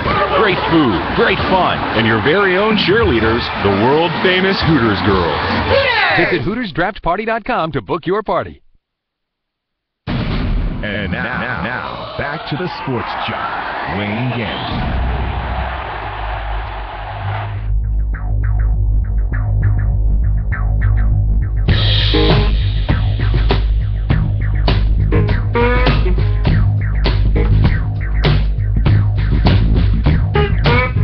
Welcome back to the Sports Joc Show. I'm the Sports Joc Wayne Gandy. As we left you, we were in the NFL hour of our show. We started with the Chargers defeating Denver 27-20 last Thursday night. Yesterday, Buffalo beat Jacksonville 27-20. Sad story out of Buffalo. Stevie Johnson, the wide receiver, his mom died. Actually, yesterday morning, he still stayed in Jacksonville and played. So our condolences from our show to Stevie Johnson. Mom was only 48 years old. I haven't found what was the cause of death, but he decided to stay and play. He told his teammates after the game because he didn't want to distract them. He was already in Jacksonville, and he felt like his mom would have preferred him to play before he got on a plane to come mourn her death. So we salute you for that, Stevie, for having that kind of fortitude to even be able to put on that uniform. My mom is not passed, but I can imagine it would be very, very hard to focus, especially the day of. But we've seen this before in sports. Brett Favre did it a couple years ago, had a great game. So athletes and coaches, Andy Reid went back to coaching 2 days after his son committed suicide. It's just sometimes that game is the place where you can actually find peace for a minute before the chaos of dealing with that actually happens. Yesterday, San Francisco raping the Buccaneers 33-14, or Kobeing. What do we call it? They got him in the Kobe. 49ers looking great. They got Michael Crabtree back. They're 10-4 now. They're still that team that has the components to win a Super Bowl. When you look at the talent, we know what they have on defense. Now you got Crabtree, you got Bolden, you got Vernon Davis. I think that if Kaepernick just remembers he can still make plays with his feet sometimes. Sometimes it gets trapped in his mind like, I don't want y'all to see me like that. It's okay to go run and get the 10 yards. You have that kind of speed and athleticism. But he had a great day throwing the ball yesterday, very efficient. Frank Gore running hard. 49ers 33-14 over the Bucks. The Jets in Carolina. I'm not even going to set you up for this. I usually give you the Jets. Jets. I like how you said it kind of light. The New York teams in general. We're going to talk about the Jets and the Giants. Is there a quarterback in New York? No. It's 10 million people in one city, and they can't find one quarterback. Geno Smith has like 12 touchdowns, but he's thrown like 25 interceptions, Big Kenny. Help me out. I think that part of what the problem with Geno Smith is that he was put in before he was ready. He should have been able to come in and develop behind Mark. Anybody. Dog face chance. I mean, I'm looking for a name that describes horrible to go with Sanchez, but he should have been able to come in and develop behind him. That's not an excuse. I mean, he's a pro now, so you got to go out there and play like a pro. But, being a top-level player yourself, first-round draft pick, even though you are a first-round draft pick, the speed of the game in the NFL is much faster. The dynamics of the game takes some getting adjusted to at any position, but especially at quarterback. And he was thrown in there because Sanchez is a bum. And, even though he has flashes of greatness, you could still see his immaturity at that position. And a lot of quarterbacks that we rave and see now did what you're saying. They went to teams where they sat for a year.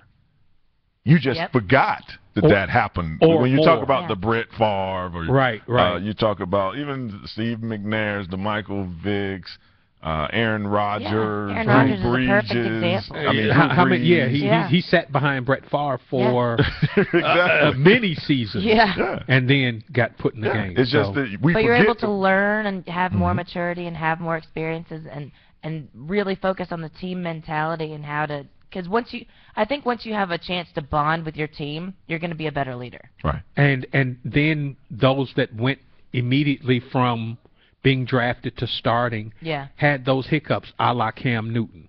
Look at him now in his third season that he's been in the league. He's showing phenomenal improvement over that first year. But, Geno still got him in the hunt. It's just he didn't have enough time to develop, and sometimes maybe he's trying to take a little bit more weight on his shoulders than he needs to. Right. I think he needs to realize that he is new to this and develop a little bit more. And it is definitely that position where it's just like a running back. It's good to rookie running back have somebody that they can split time with, and maybe around November, December you can pass them the keys to the car.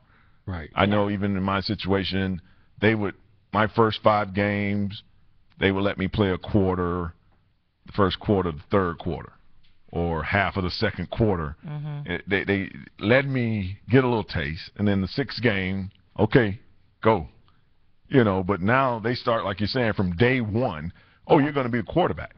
And the first thing you have to, like I was telling y'all the story about the sack, you got to flush some stuff down. Like, okay, it ain't going to work like that no more. Well, I got to learn. Marcus Russell, he was one of the biggest first-round fails for, right out of it. I mean, there's a whole list of people, that you think about, okay, that was a mistake. He shouldn't have been a first-round draft pick. They should really focus on the development of not only them being able to work in one system, but multiple systems, and the maturity level of the person, not their game. Right. And the thing that a lot of people forget, Tom Brady sat behind Drew Bledsoe, and a lot of these young quarterbacks, like a Russell Wilson, they went to teams that had outstanding run games and outstanding defense. And if you go back to last year, he didn't throw the ball a lot. So, I can play you as a rookie if it's going to be 15, 17 throws, controlled throws, where I know it's just a little slant, or the screen pass, and we're going to – but if you're going out there in Geno Smith's case and we're going to try to throw the ball 40 times with those bad mechanics, you're going to definitely probably fail. The Jets losing 30-20 yesterday, Cam Newton and them are definitely gaining momentum, still in a hunt maybe to win the division over New Orleans right now. Both of them are 10-4, but New Orleans won the first outing between the two teams. They play this coming Sunday. The Giants getting steamrolled. Tom, this is the kind of game that gets you fired. 23-0 at home gets you fired. When you look back why did I get fired? Because I lost 23-0 at home. When zeros at home is not a good in front of your fan base. The wheels have totally gone off of this Giants team. I think Eli Manning might have threw a pick 6 again. He loves to. The Seahawks had 5 interceptions. 5. Yeah. At home. At home in a 23-0 loss. Yes. Yeah. 5 interceptions. I was thinking about the whole Peyton Manning Sportsman of the Year. Cam Newton has brought his team back from what was, the brink of who are they? The brink of go to L.A., some kind of type of talk, to now. How many have they won in a row now? Something like they've won like 8 of the last 9 games 8 in a row. Or something. 8 in a row. So they've been on a run, and they're living up because they're a team that's made up because they were struggling of a lot of first and second round picks, and now all those first and second round picks are really showing dividends, and Cam is out there looking much more mature. You don't see all those antics, the Superman pose and all that dancing. You see more of an efficient quarterback who really seems to get it. The Seahawks 12-2, looking very strong, and if they can get that home field advantage. What do you think it feels like to be Eli Manning and have Peyton as an older brother? He gets Sportsman of the Year the same weekend that you get trumped at home and throw 5 picks. Christmas dinner is going to be hilarious this year. Mama still got him. Peyton, don't pick on Eli. Stop picking on Eli. Or Eli's sitting there. Eli, you want to say the grace? Right. And that's Mom. And Archie's sitting there like he doesn't get a turkey leg. He doesn't deserve a turkey leg. Right. He doesn't deserve a turkey leg. Oh, man. Making arrangements beforehand. Now, Peyton, listen. When we get to the table, don't bring up that Sportsman of the Year thing. Eli's sitting. He's going to position the wing like this for him to Eli's sitting at the kids' table. Like, why do I have to sit over here? With Peyton's kids. Uncle Eli, why are you so sorry? Oh, man. Hey, Eli, throw me the keys. Yeah. That's all right. I'll just come get them. I'll get it for you, Uncle Eli. Oh, Eli Manning, come on, baby. It's a champion in you. You've shown that. Something's wrong with the TV. Forgot. Eli's getting bad reception. The dum-dum. Well, we're going to go to break. We come back. We're going to talk about the Cowboys, the Falcons, and Tom Pretty Man Brady up to his old tricks. Can he come from behind once again down in Miami? That weather looked so great yesterday. I was missing Florida bad when I turned on the Miami and Tampa Bay game. All out there sweating in short sleeves. We were around here huddling looking for hot chocolate in the city of Atlanta. 888-926-7562. Does this mean you're about to leave? So you can go get you a Kobe Bryant picture. We'll be back with more of the Sports Joc Show. Hey, watch the Sports Joc Show on Ustream or listen on crnfm.com, Oklahoma City, Fridays 11 a.m. to 1 p.m. Central, and always at thesportsjoc.com.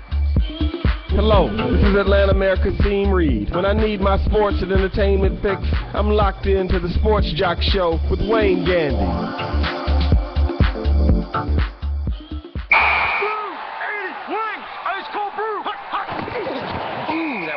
Of a sack. Chicken wings? Ice cold brews? You know, Bob, he might want to hit the showers and head to Hooters. Hooters is your one-stop shop for food, fun, and fantasy football. Get your very own fantasy football draft kit and keep up-to-the-minute stats with Hooters' totally free Wi-Fi. Great food, great fun, and your very own cheerleaders, the world-famous Hooters girls. Hooters! Visit HootersDraftParty.com to book your party. Your busy lifestyle demands performance. Energy drinks and shots can be an acquired taste and can cause jitters, crashes, and even stomach discomfort. The new 8-Hour Energy Patch is the natural, sugar, and calorie-free alternative to energy drinks, shots, and even coffee. It's the only energy that sticks. Just 2 time-release patches will keep you going at work, the gym, or even a night out. No unpleasant taste, jitters, or crashes. For a 12-hour boost, just add another patch. For only 4 hours, use one. You're in charge. Visit 8hourenergy.com for more info and your free sample. Do not exceed 3 patches per day. It's not always easy being a dad. When's the fairy princess coming? Any minute now. What? What do you mean she's not coming? But it's always worth it. It's the fairy princess! It is I, Groove Zinklebell. The smallest moments can have the biggest impact on a child's life. I know it's really you, Drew. I'm just pretending for the other kids. Take time to be a dad today. Call 877-4DAD-411 or visit fatherhood.gov. Brought to you by the U.S. Department of Health and Human Services and the Ad Council. This is Nnamdi Asamoah. I play football for the Philadelphia Eagles, but what I do off the field with United Way might be more important. I'm a volunteer tutor and mentor. Why? Because over 1 million kids a year drop out of school, and that's not okay. It takes 12 years to create a graduate, but it takes about the same time to create a dropout. And the difference between a child becoming one or the other could be me, or it could be you. Studies show that if we get to these kids earlier, their chances are better, and kids who read well by 3rd grade are more likely to graduate. So join me in United Way. Suit up and take the pledge. Become a volunteer reader, tutor, or mentor, because when a child succeeds, we all succeed. Give, advocate, volunteer, live united. Take the pledge at unitedway.org. Brought to you by United Way, the Ad Council, and the National Football League. You are a waste. A loser. Everyone hates you. Why don't you just stay in your car and keep driving? I'm serious. Drive until you run out of gas, then get out of your car and walk until you find someone who doesn't think you're dumber than bricks. Could take a while, but at least all that walking might burn a couple of calories. You may not witness bullying like this every day. Your kids do. They want to help, but they don't know how. Visit stopbullying.gov to learn safe, simple ways your child can help stop bullying. Be more than a bystander at stopbullying.gov. A message from the Ad Council. And now, back to the Sports Joc, Wayne Gandy.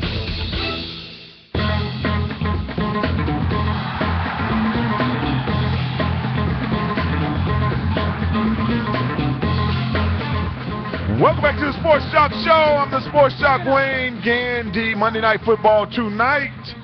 Baltimore at Detroit. Megatron. Are y'all ladies Megatron? Y'all don't like 2 scoops of Megatron? Just 2 scoops of Kobe. Y'all ever seen Megatron? No, you never met. Well, where you get your load of Megatron? You never seen a man convert from a station wagon into a Lear jet. Monday night. Both of these teams, Baltimore needs a win desperately, and Detroit needs a win desperately as well. Should be a great game. No weather in this one. It's in Detroit. Just won't be any people. Inside or outside. Y'all are getting the jokes today. Keep up with the jokes, people. Keep up with the jokes. Cincinnati and Pittsburgh. Are we on that yet? We are now. That ain't because he can't go out of order, so we have to go in order. We'll get back to him in a second. He has no. You keep the order. He has no spontaneity involved at all. I'll do it for you. Don't worry. Keep your order. I'll go Dallas first. Okay. 1 second. Don't hit it yet. New Orleans at St. Louis. A lot of people don't really know St. Louis does have a great defense. Great young defense, a lot of talent, especially in that defensive line with Howie Long's son. Is Chris Long? Yeah. Or is it John? One of them. He's got 2 sons. He's got 2 sons. Offensive lineman, one's a defensive lineman. They played, 2 weeks ago? Right. When the Rams played the Bears. St. Louis 27-16. It's a kind of shocker that the Saints, more so that the Saints only put up 16 points. Yeah, right. Exactly. Than that the Rams beat them. You know, any team can be beat, especially on the road. But that they only put up 16 points with that kind of offense. And those were late rally points. Yeah. It was like 24-3. Before they even came back and got a touchdown, before they got anything going. Yes, we can.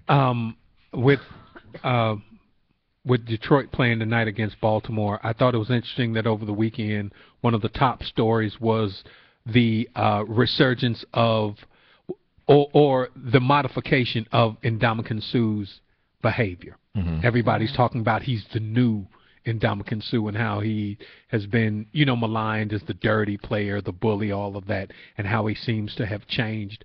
I don't know if, in my mind, and I wanted to ask you your opinion, do you think that football sort of has steered him to going for a more appealing type of personality? Because, I kind of like the lights out in Ndamukong Suh. I'm not saying kick anybody in the groin, but I'm just saying if you get slammed on the field in a sack, that's football. Yeah. And that's what he's paid to do, is hurt quarterbacks, is keep people from scoring. And just to have a whole PR campaign to promote hey, I'm a way nicer guy now, just seems a little bit watered down to me. What do you think? It used to be that commercial advertisers used to use both people in their ads. Yeah. They used the bad guy and made a campaign for him, and they used the good guy. So you could be either or and still have commercial success,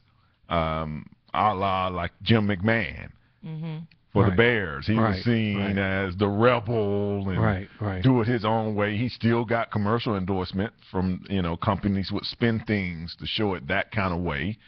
And now it seems like if you're not playing the good guy role, even if you don't say anything, because remember in Ndamukong Suh when he started, he had the Subway, he had the Buick car, remember, and now it's like you don't see him on any of that kind of stuff so it puts him, I think it's more of probably his agent on him, his commercial dollars. Like, hey man, we're losing out on $1 million, $2 million a year, because everybody thinks you're evil.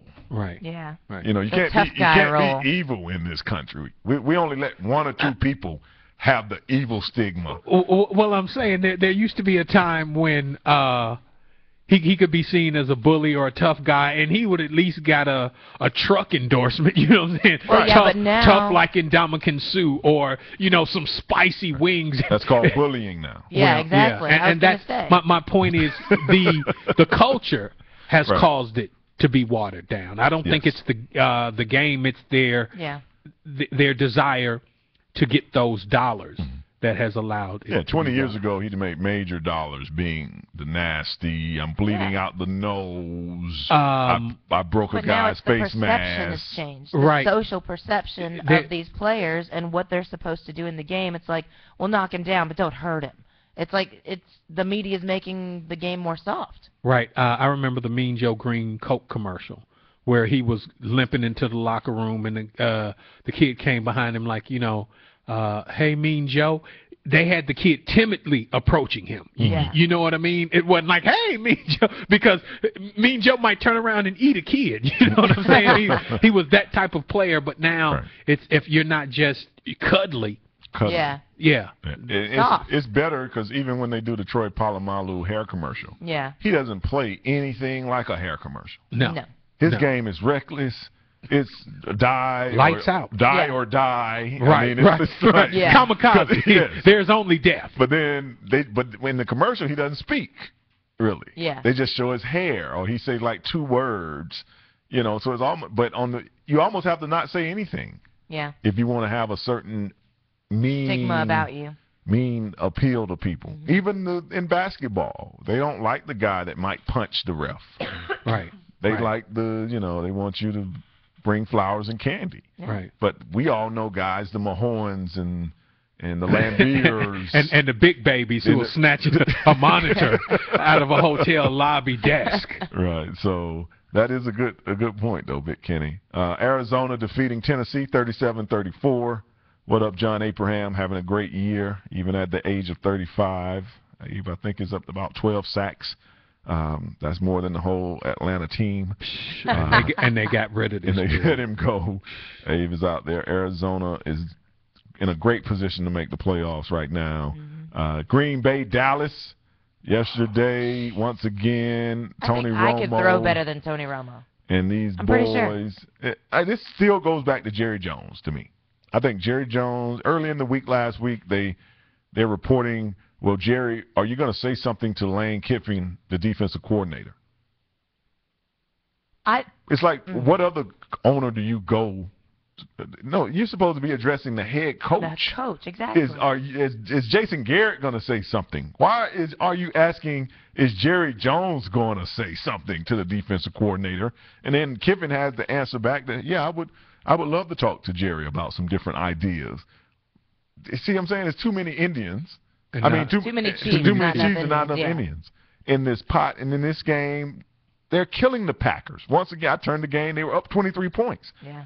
I'm like, okay, after this game, the Packers are going to announce that they're going to sit Aaron Rodgers. I had the whole little theory going because they're going to be out of the playoff picture. Yeah. They're going to set Aaron Rodgers. Now they go into Dallas, come back from 23 points.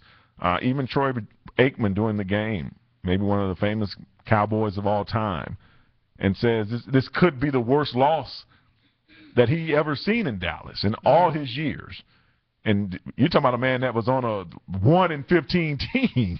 Right. But to let a team come back from 23 points down at your building when you have all the momentum is crazy. And a lot of it was just running the ball. And without Aaron Rodgers at the helm. It wasn't like, Matt Flynn. Yeah. And everybody goes, who? And a rookie running back, Matt Flynn and Eddie Lacy. And they go in and come back. I love watching Eddie Lacy play, though. And it's interesting you brought up the Jerry Jones thing because after the game, the press conference focus is Jerry Jones. Yeah. Jerry Jones. They're not talking to the head coach. And not this. You have that Dez Bryant clip? They're not talking to Romo either. The one where he's walking out? Now, this is the catch. Let this catch play. Great catch right here, Dez. This is what Dez Bryant brings to the team. These kind of catches. Outstanding, got both feet in. Yeah. Then they lose. You have that picture? No. When he's walking out the building? That's the only video you have? Okay. Well, if you were watching the game, or maybe if you go on YouTube, you will see with a minute and about 35 seconds left in the game, Dez, Big Kenny, walks out the stadium. Yeah. That shows a lack of leadership. And just walks in the stadium. And you can even see in the video the security guard is surprised. Like, what's going on? Like, and that is the is what you get. Now, it doesn't surprise us because you slap your mama. True. You know, you slap your mama, like we always say. That means everything is open after you slap your mama. There are no rules. No, there are it's no anarchy. rules. If you'll slap your mama, everybody else is tiptoeing around Des Bryant. Right, so he goes from making that kind of play to walking out on the team, and it's just unacceptable to me, especially this is his 4th year in the league. Yeah, completely unacceptable. And you're starting to try to build around him, and everybody praises him about how great he is. But then it seems like everything is about him. Yeah. And he's becoming one of those – he's becoming Terrell Owens, Chad Johnson. Keyshawn Johnson. But it at least took them 12 years to get to this point. And you're in year 3 or 4, and you're already up to this kind of stuff. At the risk of sounding geriatric, I think that part of that is a brand new player mentality. There used to be a time where regardless of your athletic ability, regardless of your leadership ability, there was no player bigger than the team. Yeah. There was no player bigger than the game. You had to respect the game and then respect the team that you were on and the people that you played for and played with. Walking out on a team would have gotten him fired on the spot. Yeah. You look at, like, Mike Rodman Ditka would have punched him in the face. Yes, it would definitely have been benching for this week. Yeah. Automatic. And it's just like you're saying, the good teams, you used to know the coach had total control over the team. Yeah. And the bad teams. Now it's like all the teams have the same problem, that the players have more power than the coach because he's connected to the owner. We're going to go to break. When we come back, we got the birthdays in the next hour. Sekou Smith in the NBA report, and always the ocean at the end of the show. We'll be back right after this.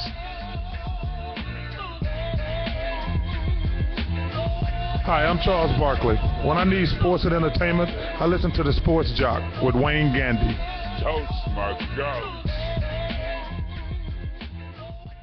Your busy lifestyle demands performance. Energy drinks and shots can be an acquired taste and can cause jitters, crashes, and even stomach discomfort. The new 8-Hour Energy Patch is the natural, sugar, and calorie-free alternative to energy drinks, shots, and even coffee. It's the only energy that sticks. Just 2 time-release patches will keep you going at work, the gym, or even a night out. No unpleasant taste, jitters, or crashes. For a 12-hour boost, just add another patch. For only 4 hours, use one. You're in charge. Visit 8hourenergy.com for more info and your free sample. Do not exceed 3 patches per day. Ice cold brew! That was a heck of a sack. Chicken wings? Ice cold brews? You know, Bob, he might want to hit the showers and head to Hooters. Hooters is your one-stop shop for food, fun, and fantasy football. Get your very own fantasy football draft kit and keep up to the minute stats with Hooters' totally free Wi-Fi. Great food, great fun, and your very own cheerleaders, the world-famous Hooters girls. Hooters! Visit HootersDraftParty.com to book your party. So, Jacqueline. Yes, Mom? I wanted to talk to you about something, and... Oh, wait. Hold on. I just got a text. Oh, there's another one. Wow. Busy me. So, anyway... Oh, wait, Mom. I just got a message. My friends keep commenting on my comment. Oh, there's another one. So many comments on my comment. Oh, I can't wait to watch TV tonight. Playoffs! Hey guys, check out my new video game. Pew, pew. Wait, Mom, what? What? Hold What'd you say? Wait a second, what? This weekend, unplug. Take your family to the forest. There's nothing in the world like experiencing nature firsthand. Trees, paths, bluebirds, streams. Getting closer to nature can get you closer to your family. To find the forest nearest you, go to discovertheforest.org. Brought to you by the U.S. Forest Service and the Ad Council. Hey, Dad, how do you throw a curveball? How do you build a fort? How do refrigerators run? How do fish learn how to swim? Kids ask a lot of questions. How high can you jump? But you don't have to know every answer. How many phone numbers are there? Because you don't have to be perfect to be a perfect parent. How do cell phones work? There are thousands of children in foster care who don't need every question answered. What's electricity? They just need you. What's the moon made of? For more information on how you can adopt, go to adoptuskids.org. A public service announcement from the U.S. Department of Health and Human Services, Adopt U.S. Kids, and the Ad Council.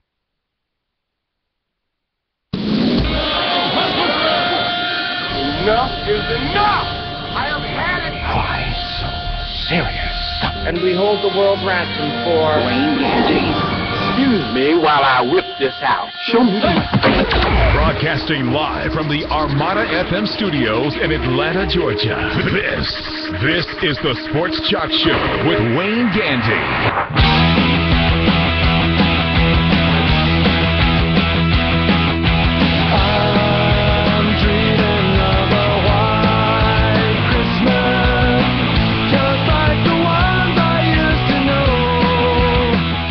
Welcome back to the Sports Joc Show. I'm the Sports Joc, Wayne Gandy. It is the 11 o'clock hour.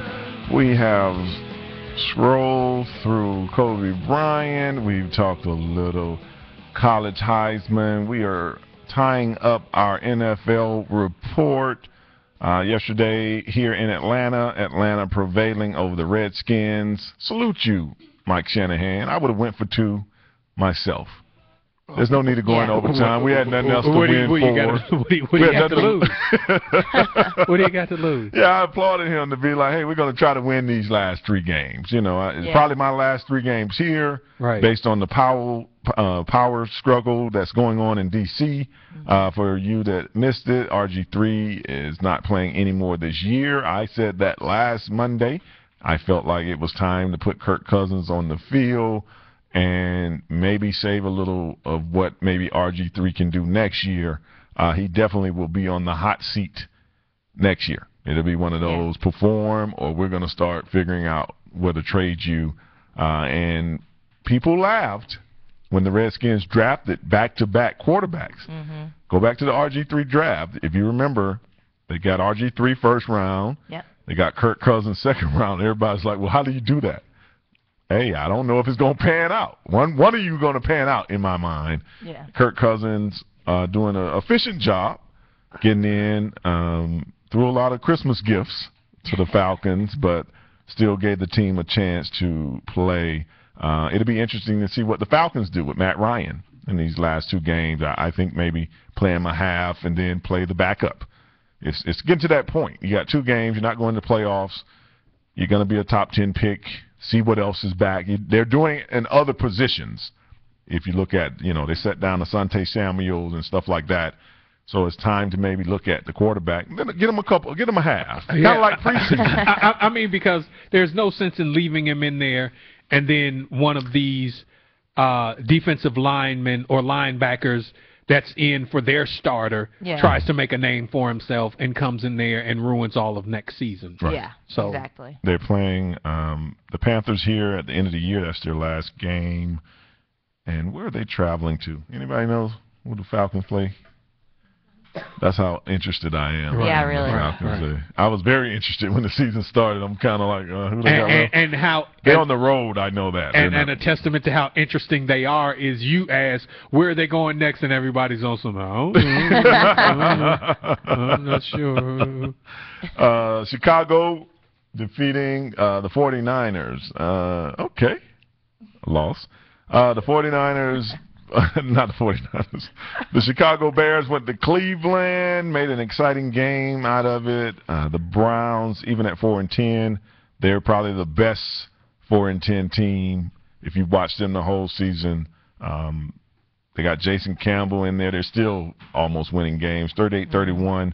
The Bears had to come back. Jay Cutler back in action. Threw a couple picks in the game. Brandon Marshall having a nice day. And Alshon Jeffries out of South Carolina, he is coming into his own as a receiver, making that game-changing play every week. Bears 8-6, definitely looking great in their division. Put a lot of pressure on Detroit to win tonight. Houston, after firing Kubiak, goes to Indy, loses 25-3. As we said, Tom Brady in New England was down in Miami. Miami prevailing. Tom Brady had the ball once again on that drive. He had me pulling for him, like, don't do the miracle again. He had 1 minute and 10 seconds, 2 timeouts, and needed a touchdown. Miami picked him up in the other end zone, but he was down there knocking on the door. It's just you can never sit there and count this man out. I'm quite sure Belichick would like to have the lead in some of these games, but having that comfort of knowing that I just need a minute and this guy can make something happen. You got to keep your gunpowder dry when you're dealing with Brady. Yes, you do. Minnesota, even without Adrian Peterson, 48-30 over Philly. Nick Foles, who's been doing a great job since he's been in there as a starter this year. Actually had a great game. Threw for 430 yards, 3 TDs. But Minnesota, they're doing what we're talking about with the Falcons. They're just trying different people. And you got some fresh legs in there. And you want to go in? hey, go ahead, suit up, man. Take a shot. Trying to see what they have left and what they can do next year. As we went to break, we were talking about Dez Bryant. We do have that video of Dez walking out. As Marky said, I thought it was 95 seconds. She said it was only 91. 81. 81. I was giving you too much credit there, Dez. With 81 seconds, he took an early exit out of the game. No. While he's pulling that up, did you hear about Tom Brady on TMZ, how he went off about how he said he didn't give a crap about his wife's opinions? When did they ask him? At the press conference? Yeah. No, it was 2 days ago. Oh, no, I didn't catch that. Yeah, TMZ, they've got audio of him saying I'm sure there's a few others too, but sometimes she speaks out of school. He said she doesn't know what she's talking about, so I ignore her opinions. Was that referring to the Giselle. Football game? Yeah. Oh, okay. Yeah. Well, makes sense. Tom looks like he's the man. I know a lot of y'all women thinking Tom is now, lucky. If they were going to ask him, how do you think the cut of his suit matches, or what do you think about the way his vest matches his shoes, then he should give her, he should lend an ear to what she has to say, because if she knows anything, she knows fashion. But to ask, what do you think he should do? How did you feel about that last second throw? Well, Giselle, shut up, sit down. Sit down and shut up. Look pretty. Quickly. But did we have that Dez Bryant? Let me see Dez walking out. This is yesterday. Dez leaving early, as you can see. Nobody's going with him. Tony Romo cursing that he's got married. Can't get back to Carrie Underwood. I keep listening to Carrie. Dallas, this whole thing, I don't know. Like I keep saying, I feel like they're one of those teams until the owner becomes the owner. Yeah. If he keeps sneaking his head in there, he hasn't been winning. He keeps thinking I think he wants to win for him. Mm-hmm. He's won Super Bowls, but it seems like he wants to be the reason. So he takes the lead in hiring, firing players. As we were saying, the players go talk to Jerry and skip totally over Jason Garrett, which undermines his authority as the leader of the team. And he probably says things to them like, hey, you're okay. You know what I mean? Right. So if Jason Garrett comes and goes, hey, you're going to end up losing your position, he goes, whatever. Jerry Jones already told me that I'm getting a contract extension. So real quickly, Pittsburgh beating Cincinnati last night, maybe the hit of the week on this punt return right here. If you catch right here, that's the punter number 10. Go to sleep. Go to sleep. Go to sleep, little baby. Hush, hush, hush. That's how the game is supposed to be played physically. Watch yourself at all times. Protect yourself. Don't let it happen to you. The most dangerous plays in football. You hear it here on the Sports Joc Show. No, baby. Are special teams plays and turnovers. The most dangerous plays in football are when when you see the ball kicked, punts or kick returns, and turnovers. It's that unexpected, your place is on the field, and you don't know where people are, and you get caught. That's how you get caught, because you're sitting there floating, and the ball got intercepted. I'm like, where did I leave that defensive lineman? There he is. Boom. There he is. I know he is somewhere. And in mid-sentence, where did I leave that defensive lineman? I know he is there he is. There he is. So he got a fractured jaw behind that. Yeah, he got hit. That was the hit of the week. He went out. The field goal kicker had to punt the ball. Yeah. Remember, there's a field goal kicker and there's a punter. Yeah. The field goal kicker had to try to punt the ball all night. And you know he's already nervous, like, hey, I don't want any of that. And lastly, this just in, Jamal Charles just scored another touchdown for the Chiefs. Chiefs over the Raiders, 56-31. Jamal Charles looking video game-ish. I thought I was watching the same play. I was like, damn, is my TV frozen? Why do they keep showing this man catching his ball? Scoring 5 touchdowns yesterday, 8 receptions, 4 of those were touchdowns, and he rushed for 1 video game. I'm quite sure he will have that on his highlight tape at the end of the year. The Raiders can't stop anybody. Soft, sorry, start over. I know somebody in college like, man, the Raiders are going to draft me. That's just bad. Hey, it's some dude not even playing football right now. Like, I'm going to try out next year. Yeah. He's at the Home Depot cutting planks, and he's like, I'm going to go ahead and take a shot. And what's so sad is, the starter out there is Matt McGloin. They put Terrell Pryor in, and it's like, this all you got? It's not like as a player I'm thinking, we're going to make a comeback. Got a chance, yeah. It's like, this is all we got left. Just a bad situation out in Oakland. Another team that suffered a lot of years, like Jerry Jones, because the great and late Al Davis always put his nose into team business. The Raiders now 4-10. The Chiefs 11-3. What is all that? Twitty has Shelbin on the line. Who is Shelbin? Okay. Well, we'll come back after this break. I'll figure it out. Hey, watch Sports Joc Show on Ustream or listen on crnfm.com. Oklahoma City, Fridays at 11 to 1 p.m. and always at thesportsjoc.com.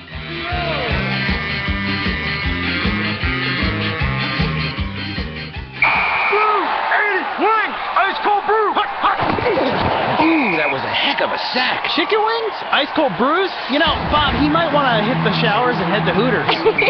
Hooters is your one-stop shop for food, fun, and fantasy football. Get your very own fantasy football draft kit and keep up-to-the-minute stats with Hooters' totally free Wi-Fi.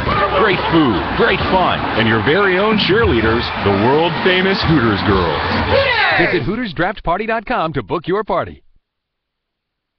Your busy lifestyle demands performance. Energy drinks and shots can be an acquired taste and can cause jitters, crashes, and even stomach discomfort. The new 8-Hour Energy Patch is the natural, sugar, and calorie-free alternative to energy drinks, shots, and even coffee. It's the only energy that sticks. Just 2 time-release patches will keep you going at work, the gym, or even a night out. No unpleasant taste, jitters, or crashes. For a 12-hour boost, just add another patch. For only 4 hours, use 1. You're in charge. Visit 8hourenergy.com for more info and your free sample. Do not exceed 3 patches per day. Hey, over here. What? Right here in the back. Where? Over by the fence. You? The bike? Yeah, the bike. Right in the grass where the kids left me a while ago.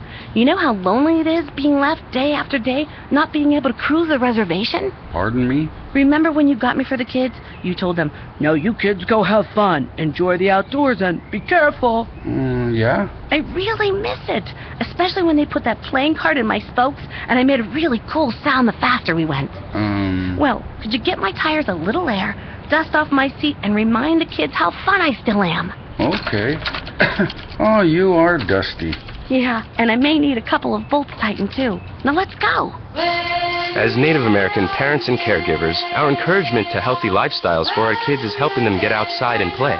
Get ideas, get involved, get going at letsmove.gov/Indian Country. Brought to you by USDA, HHS, and the Ad Council. Hello? Hi, I found your name on the internet. I'm going through a foreclosure. Can you help? Sure, it's simple. We'll just leverage your transitory expenditures into a fiduciary trust, and we massage those assets before your money goes into my private account. I don't get it. If you're facing foreclosure, who should you trust? The Hope Hotline is a free resource connecting you with HUD-approved housing counseling agencies, available 24 hours a day, who can give you the information and clarity you need. Call the Hope Hotline at 888-995-HOPE. That's 888-995-4673. Brought to you by NeighborWorks America and the Ad Council. Hey, there's my son. Hey, Dad. What's wrong with your voice? There is nothing wrong with my voice. Well, it's just sort of. Hello, Dad. Susan? Guys, I think it's about time to get in the car and maybe see some green things. What are these green things you speak of?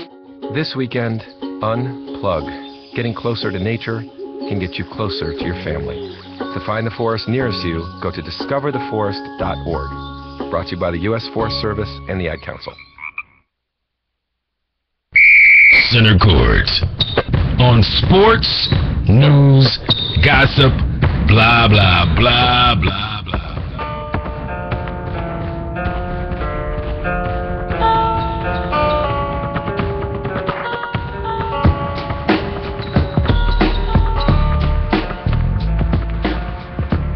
Welcome back to the Sports Joc Show. I'm the Sports Joc, Wayne Gandy.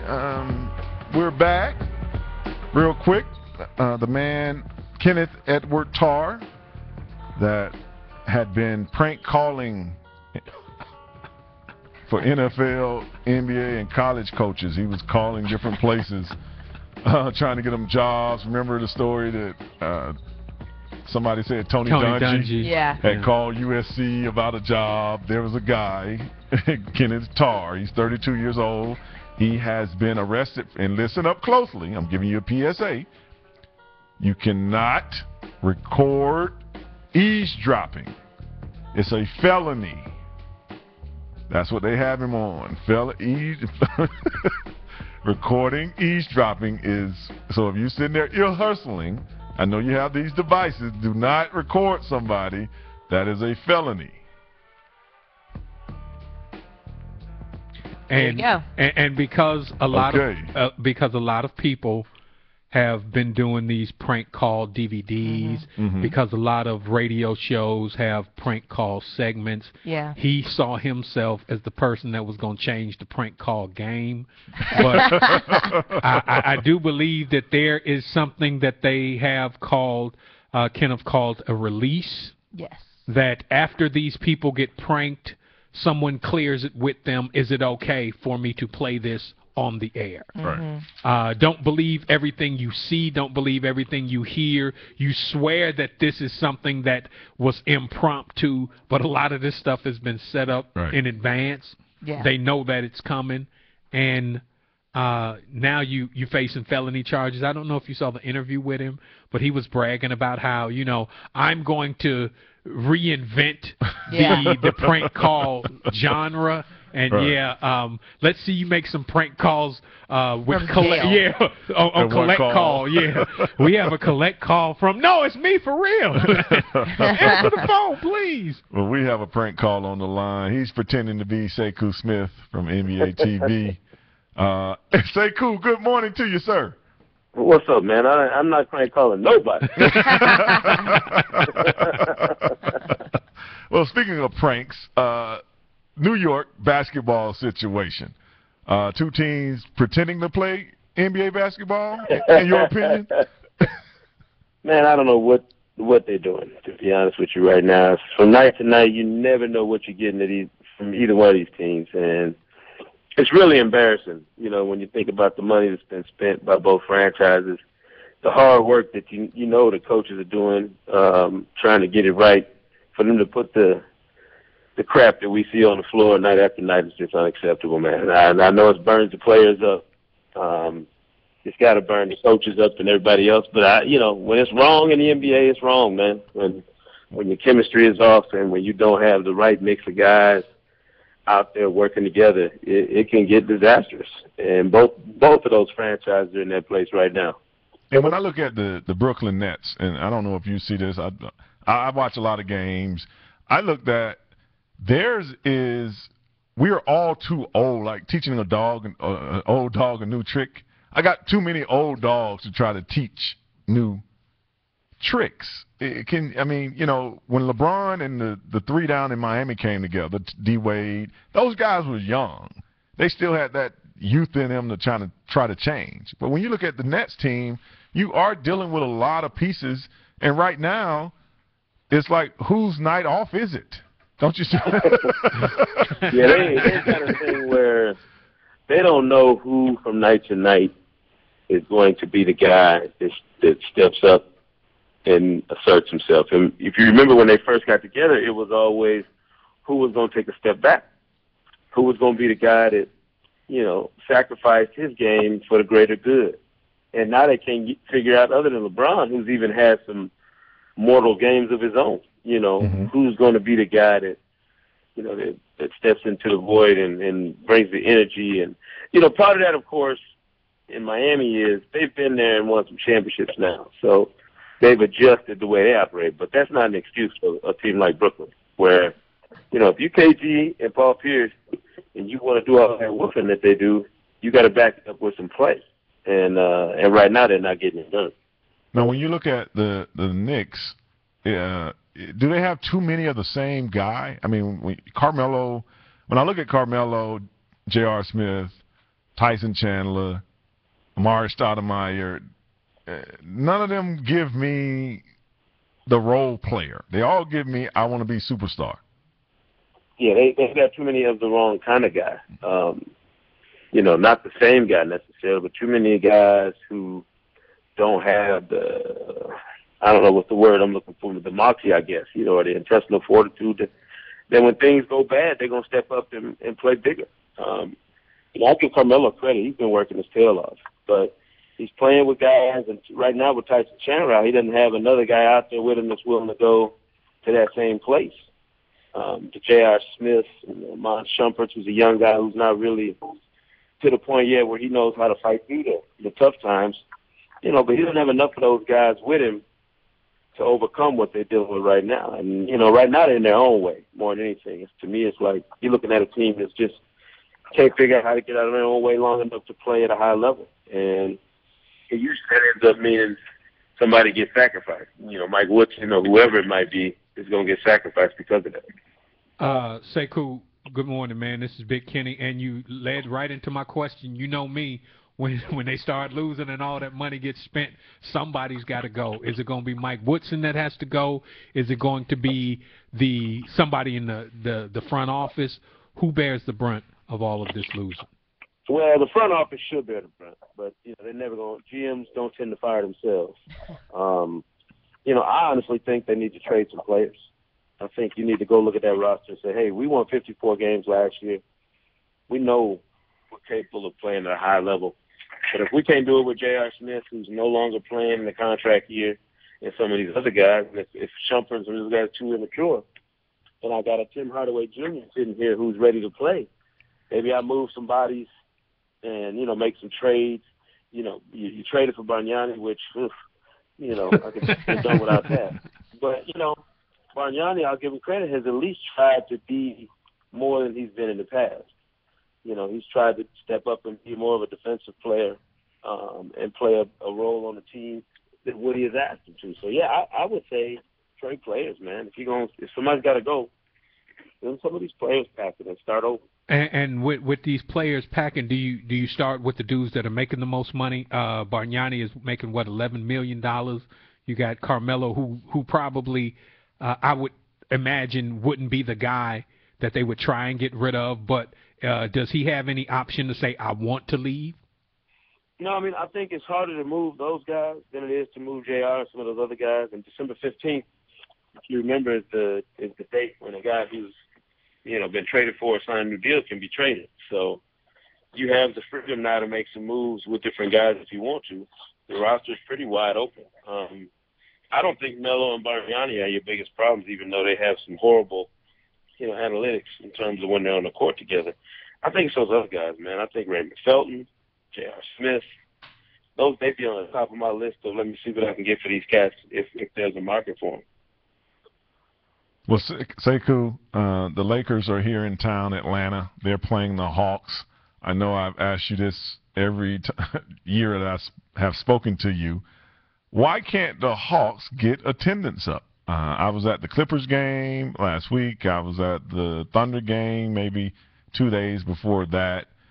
It's still about only half full, even with big-name teams coming in. I'm quite sure the Black Mama is going to bring more out than maybe those two shows did. But why can't Atlanta, who has the third best, whether you like it or not, team in the East at this point. Why can't they get any attendance? You just answered it, Wayne. Because you didn't say you went to the Wizards game and the Raptors. No, no, I was at those games too. I went to the big game. I went to the other big game, but I'm not going to the Raptors. I mean, I went to see Ooh Kill 'em. You want me to tell you about Kill 'em? Kill 'em looked like he had went to Onyx. He had 4 points until about 4 minutes left in the game, and then he finally hit some baskets. But the whole game, Mr. Dunk, I knew he went to Onyx the night before. Hey, Onyx will do that to you. But I went to see Ooh Kill 'em. You think I'm going to let Ooh Kill 'em come? Ooh Kill 'em. I've never heard of Onyx. So. Oh, you never heard of Onyx? Oh, okay. Sure you haven't heard of Onyx, Sekou. Anyway. Nice save. No, I don't know anything about Onyx.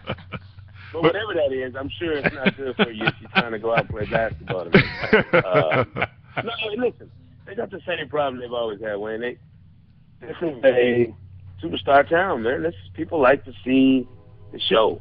They want to come out and see the most high-profile teams, the brightest lights. And I'm not mad at anybody in this town for that. If you're a franchise in Atlanta, you got to make me buy that ticket. And that means you got to win on a consistent enough basis that I'm going to feel comfortable dropping them dollars for that ticket. So either that's that or on the we'll Hawks. ship you out to Canada.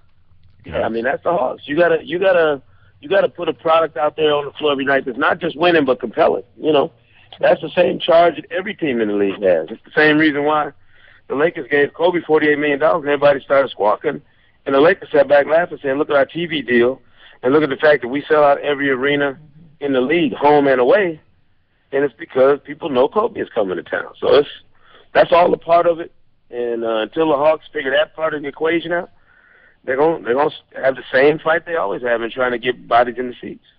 Kobe Bryant over at Phillips Arena tonight, 7:30. I'm quite sure Sekou will be there. He only comes out for the big games. Man, I'm like a reverse vampire on these big games. He'll be there. I'm getting my Twilight on tonight. I'll be all up in there tonight. He's going to go research Onyx. No. And wear your Air Jordan 12s. I know you got what I'm saying?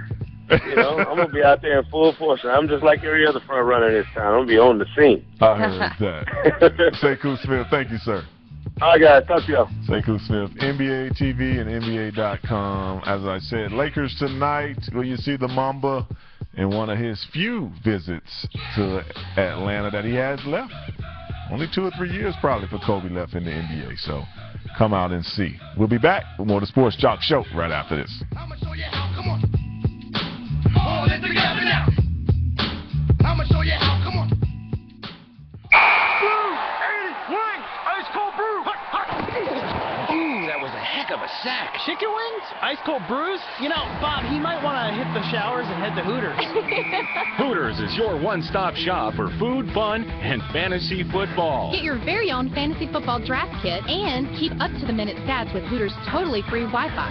Great food, great fun, and your very own cheerleaders, the world-famous Hooters girls.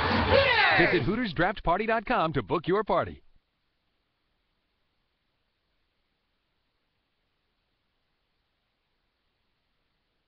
Hey, Dad, how do you throw a curveball? How do you build a fort? How do refrigerators run? How do fish learn how to swim? Kids ask a lot of questions. How high can you jump? But you don't have to know every answer. How many phone numbers are there? Because you don't have to be perfect to be a perfect parent. How do cell phones work? There are thousands of children in foster care who don't need every question answered. What's electricity? They just need you. What's the moon made of? For more information on how you can adopt, go to adoptuskids.org. A public service announcement from the U.S. Department of Health and Human Services, Adopt U.S. Kids, and the Ad Council. And now, back to the Sports Jock, Wayne Gandy.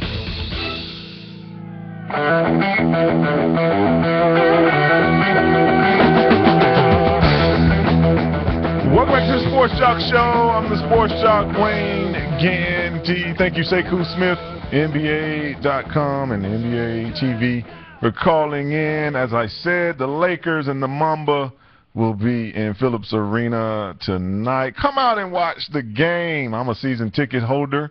I have been for the last 8 years. Our Hawks have been putting a great product. No, we haven't won a championship. But over the last 6 years, we've been in the playoffs, some exciting games. As I told you even last week in the game against the Wizards. Al Horford hitting that game-winning shot right there in front of me. Great game. Should be another great game tonight with the Lakers and Kobe in town. One thing I know about the Hawks, they always accept the challenge when the bigger teams. They seem to struggle more when teams at their level or below. But any team you say, they really take that upon themselves to play harder. I think we have our guard Lou Williams on the phone. Is Lou on the phone? No? Oh, okay. Well, we will try that. We'll try something that next time. Our guy. Hello? Hello? Shelvin. What's going on? How's it going? Shelvin Mack, point guard, shooting guard for the Atlanta Hawks. Shelvin, excitement tonight. Kobe Bryant coming into town. But besides that, why is everybody kind of not believing in our Atlanta Hawks? I want to say people are not really believing. We really don't have like that big time, superstar player. We got a group of guys, that come in and compete hard at a high level every night. That's giving us a great chance to win. So I think once people see we get some more wins, they'll start believing in us more. Well, the thing, I've been a season ticket holder here for 8 years. The thing I appreciate that Coach Bud has brought in is how y'all share the ball. Like, the ball actually moves around. It doesn't matter who. Y'all try to get the ball to the hot hand. Is that something he preaches a lot in practice? Yeah. If a guy has a better shot than you, you're going to swing the ball, make sure you get a high percentage shot. That's what's been leading to a lot of, victories this year. So, it's been working for us. When y'all play, you seem to have do y'all ever fear playing bigger teams? Y'all are kind of undersized at the moment. Millsap and Horford are your big men. Last week, Andrew Bynum coming into town. Do y'all change your defense based on how big teams are? A little bit. Al and Paul are kind of undersized for a position, so it takes a team effort. And those guys, like you said, when Bynum's posting up, Paul, Millsap, or Al, we got to help out. We got our personnel be willing to double team if we need to, but also try to limit it to one possession. Hey, Shelvin, good morning. This is Big Kenny. We got the Mamba coming in tonight, coming off major injury. In the last 4 games, they've only won one of those games. Do you guys look at this as an opportunity to strike and get a win over a major team, or is there some sort of nervousness about playing Kobe? No, it's not nervous. Everybody in the NBA has played against him and the Lakers and other big name guys before. So just trying to come out, compete, at a high level, able to get a win, and tracking on the right track of things. Well, Shelvin, we appreciate you calling in, man, and taking the time to answer a couple questions for us. Good luck tonight. I will be there to watch. Go Hawks. No problem. Thanks for having me on the show. All right. Shelvin Mack out of Butler. I guess that's why the bad producer left. He wanted to make sure he get us somebody on the mic. He feels vindicated right now. Y'all do know that, right? Yeah. He really feels like he did something. Like he's done big things right now. But thank you, Shelvin Mack, for calling in. A guy that is really, really, if you don't follow Hawks basketball, Shelvin was like the last guy. They had him on that, he was that last guy they kept. Right. Yeah. They even went in the paper like, okay, one of these 3 guys we're going to keep. Right. And not only has he flourished since that move that they kept him, he really gets in the game, makes a great impact. Shelvin said that's the last time he going to sit around with his bags packed. Which has to be a tough situation, I can imagine when you on one of these guys got a go list. Yes. Yeah. That's a tough situation. And sometimes, like I always tell people, that last cut is tough because other people have kind of set their rosters, and you can be an odd man out, as you saw even with Steven Jackson just getting picked up with the Clippers. You'd be sitting out there a long time just because other people have gotten the look in the system, and especially at the guard position in this league, it's better to be a big man and need a job because a lot of teams look for size. Yeah. You said Andrew Bynum played the other night. Other night. I forgot he was that big. He hasn't played in so long. I forgot how big this man is. He is legitimately 7'2". That's just insane. He's big. I'm talking about the 7'2", 290. Right. Not that 7'2", 250. Goliath 7'2". Yes. Yeah. Right. Where you look out there and he makes everybody look small. He's getting back in shape. You know, he hasn't really played in 3 years almost. A few seasons. Yeah. You can tell his knee hurt. He got a big old bandage around his knee. Ace bandages, the ones that you just. Yeah, he got all of it. That's like permanent almost. Yeah. And as a young kid, sometimes we forget he came right out of high school, so he's still only like 26 maybe years old. He's premature gray. If you look at his hair. He already got the gray highlights. You know, they say that sitting happens. Out 3 seasons could do that to you. Well, but they also say that when you're above, I think it's like 6'8" or something, if you go above that, because you're so tall, you age more quickly, and they say that height has a factor in that. Right. Yeah. Not only sitting out, but I'm quite sure 7'2". Yeah, 7'2" is a lot of. Yeah, hair color can't get up that far. You're too close to the sun. you got all those nutrients and minerals. We trying to work down here, sir. We can travel all the way up to your hair. It's like being in the shower. The taller you are, the harder the water hit. You have to, it's hotter up there too. Right. Did y'all know that? Sure. Yeah, No, I know that. No, I don't know that. Oh, the water's hotter up. I guess she's closer saying to she's the not that faucet. tall. Yes. No, I'm only 5. Well, I mean, I'm tall for a girl, but I'm almost. I'm right above 5'8". So. Ooh, yeah, that is pretty tall It is for a pretty girl. tall. Yeah. When the interns are collectively like 5'6". You stack them on top of each other, and they're like 5'6". We said we were going to bring you a little Charles Barkley. Charles Barkley had his first subway experience in New York last week, and we have the video of him catching the subway. Do we have audio?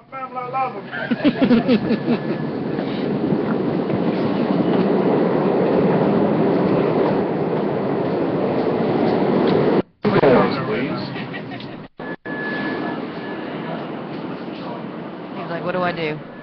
He has been under the little turnstile. He has about 3 or 4 people with him. So you can better check your pockets. Yep, Yeah, exactly. On that subway, New York City subway. Don't let her fool you with that little smile. She'll be pregnant tomorrow.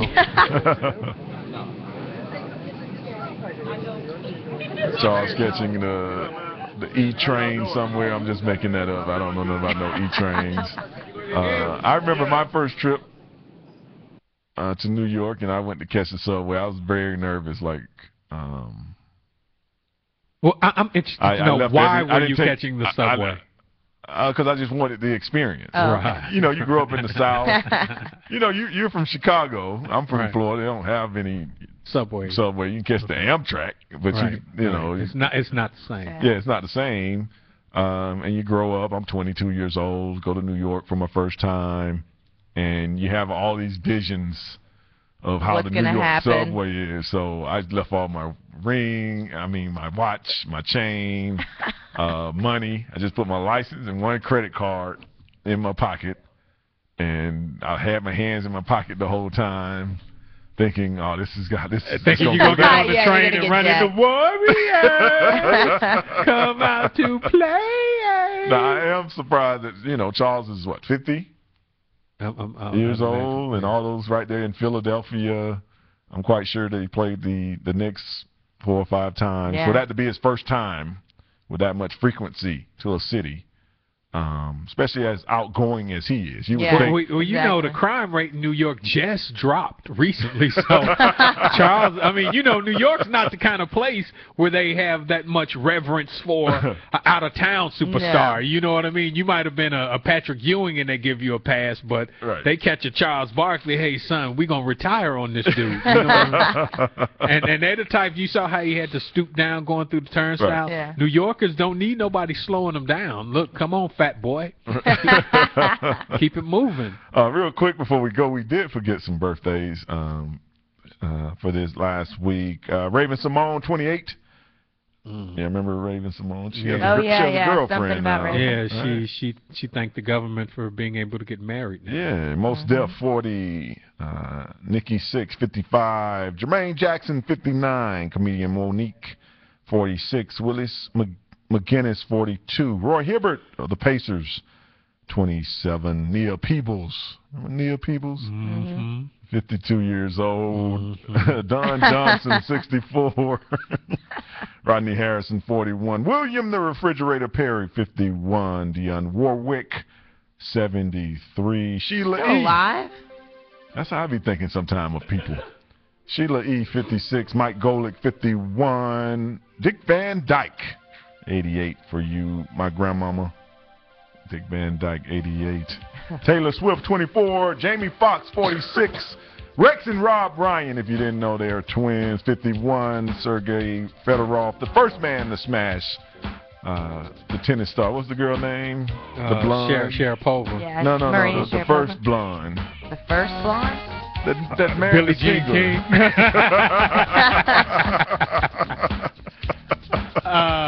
Chris Everett? No, the first blonde that married the guy, the singer, Iglesias. Oh.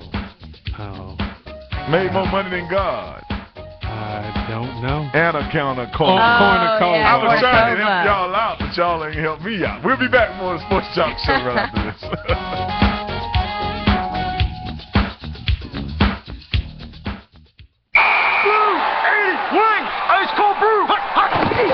Ooh, that was a heck of a sack. Chicken wings? Ice cold brews? You know, Bob, he might want to hit the showers and head to Hooters.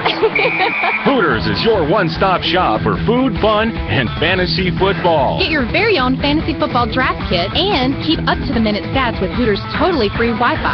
Great food, great fun, and your very own cheerleaders, the world-famous Hooters girls. Visit HootersDraftParty.com to book your party.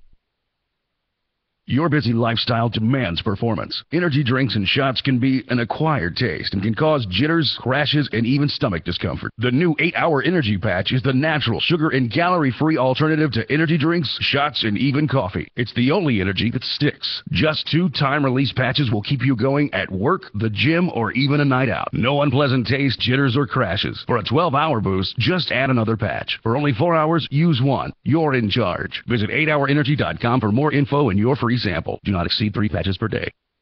And now, back to the Sports Joc. Wayne Gandy.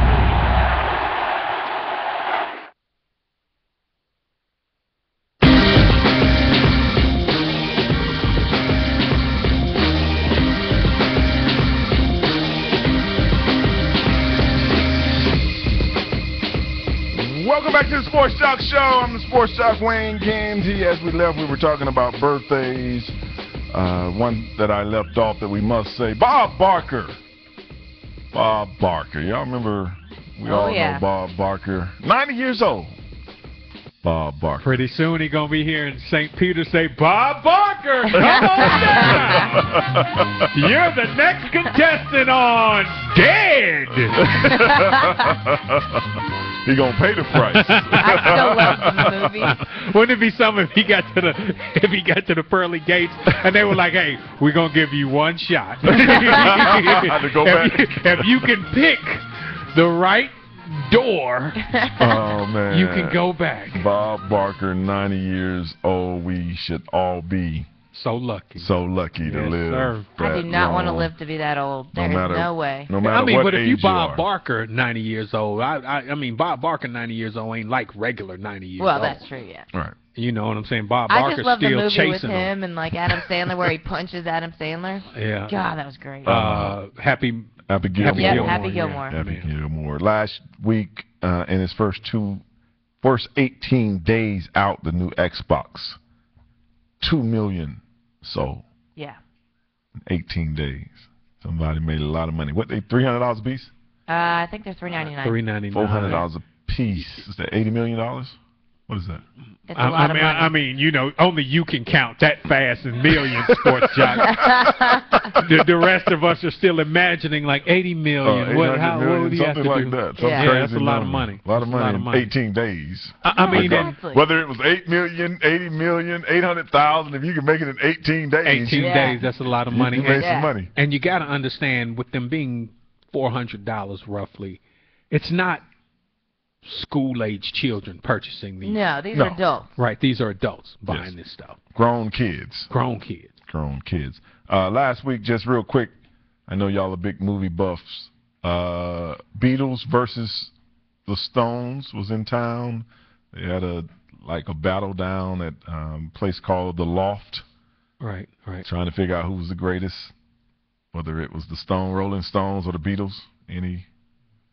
No? Yes? I'm a Beatles fan over the Stones.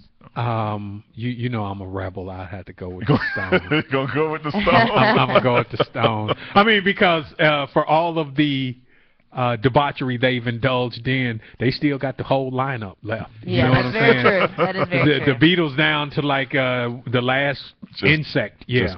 Just Paul and Ringo. Yeah. Is Ringo still around? Yeah, I think Ringo's still on. He's still hanging on, yeah. Ray said he's going with the Stones. He has 5. They have 5 times the catalog. 5 times the catalog. That is true. Is that what they're calling it now? That's the code word? Yeah, hey, bring me some of that catalog. President Obama is going to skip the Sochi Games in 2014 as he skipped the London Olympics. In the London Olympics, he sent First Lady Michelle Obama. Sochi, they haven't decided who they're going to send to Russia to the Winter Games. Whoever we can afford to lose. You know what I mean? They got a strong terrorist presence in Russia, so whoever is expendable. Yeah, Putin ain't playing no games. No games. They probably let Edward Snowden represent us. Hey, why don't you just sit in for the United States? Oh, man. The 2013 College Hall of Fame was inducted last week. We talked about this early in the year. Members now, Tommy Frazier of Nebraska, Heisman Trophy winner, Vinny Testaverde, Ron Dane, Danny Werfel, Teddy Bruschi. My man Orlando Pace also went in. Jerry Gray, Percy Snow, and coaches Bill McCartney of Colorado and Wayne Harton of Temple and Navy. The College Hall of Fame is set to open up here next year. Yeah. Some of you that's downtown, if you look right across from the Embassy Suites on Marietta, there's a new construction going on. That is, what is Jody Leaks?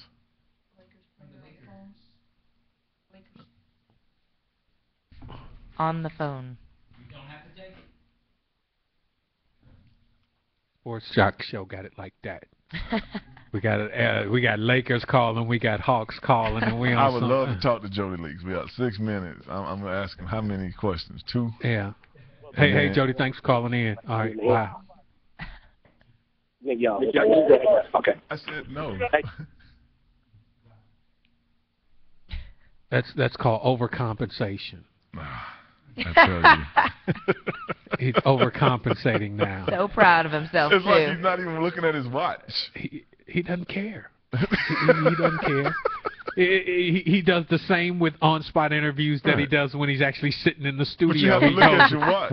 Yeah. He had like we got a whole nother hour. Like we're just going to keep going on. And this is a producer now, so if anything, he ought to be attached to it's the time. So. And so you always know about an athlete, if you want to get him on something, you're going to mess up your chances getting him on again if you call him and you only have one thing to say to him. You've wasted his time. You've wasted his time.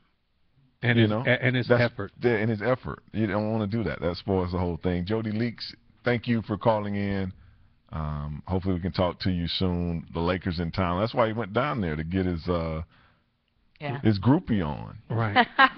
Yeah, let's be honest. He don't threw my whole show off. He went to get his groupie on.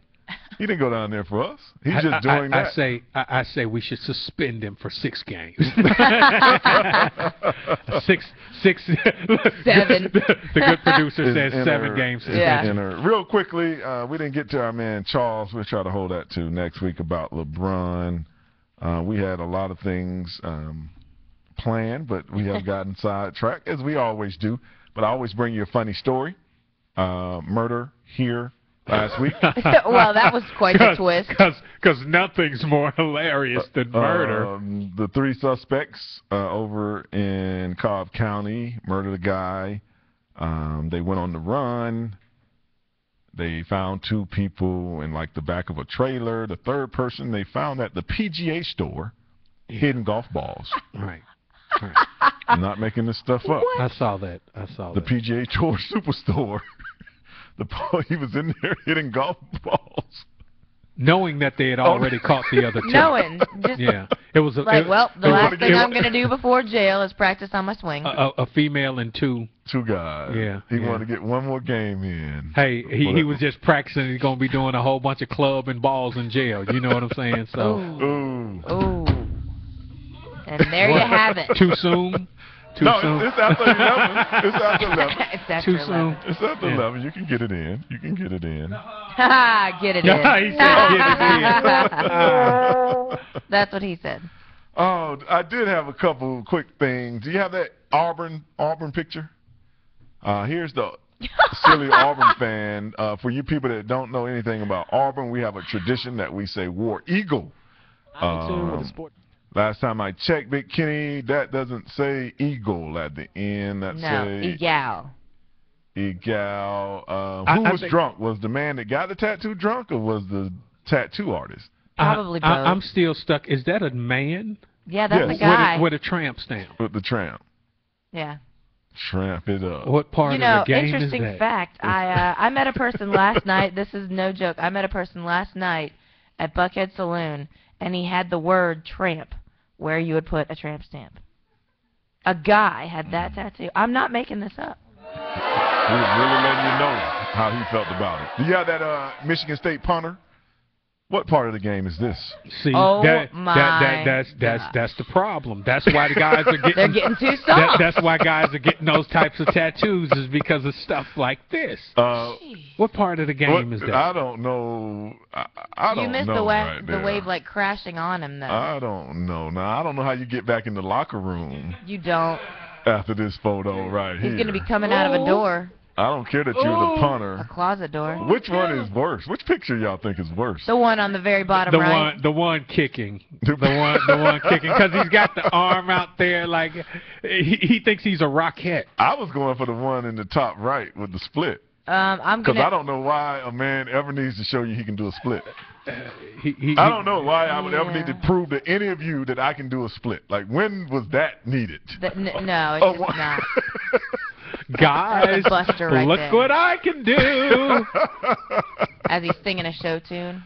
Oh, I had to get those in for you. He's auditioning for So You Think You Can Dance. So you think you can kick? We had a couple more things we're not going to be able to get to, but Shaq delivered some toys. We did have the video for that. He brought the whole Toys R Us truck over to a local high school. Oh, there you go. Yeah. The diesel. Never can be. And that was just for his kids. You can never miss the diesel. The 12 Charles. The 12 Charles of Christmas. I wonder how it feels. You know, because I'm a tall and big man, and I know I rarely get mixed in the crowd.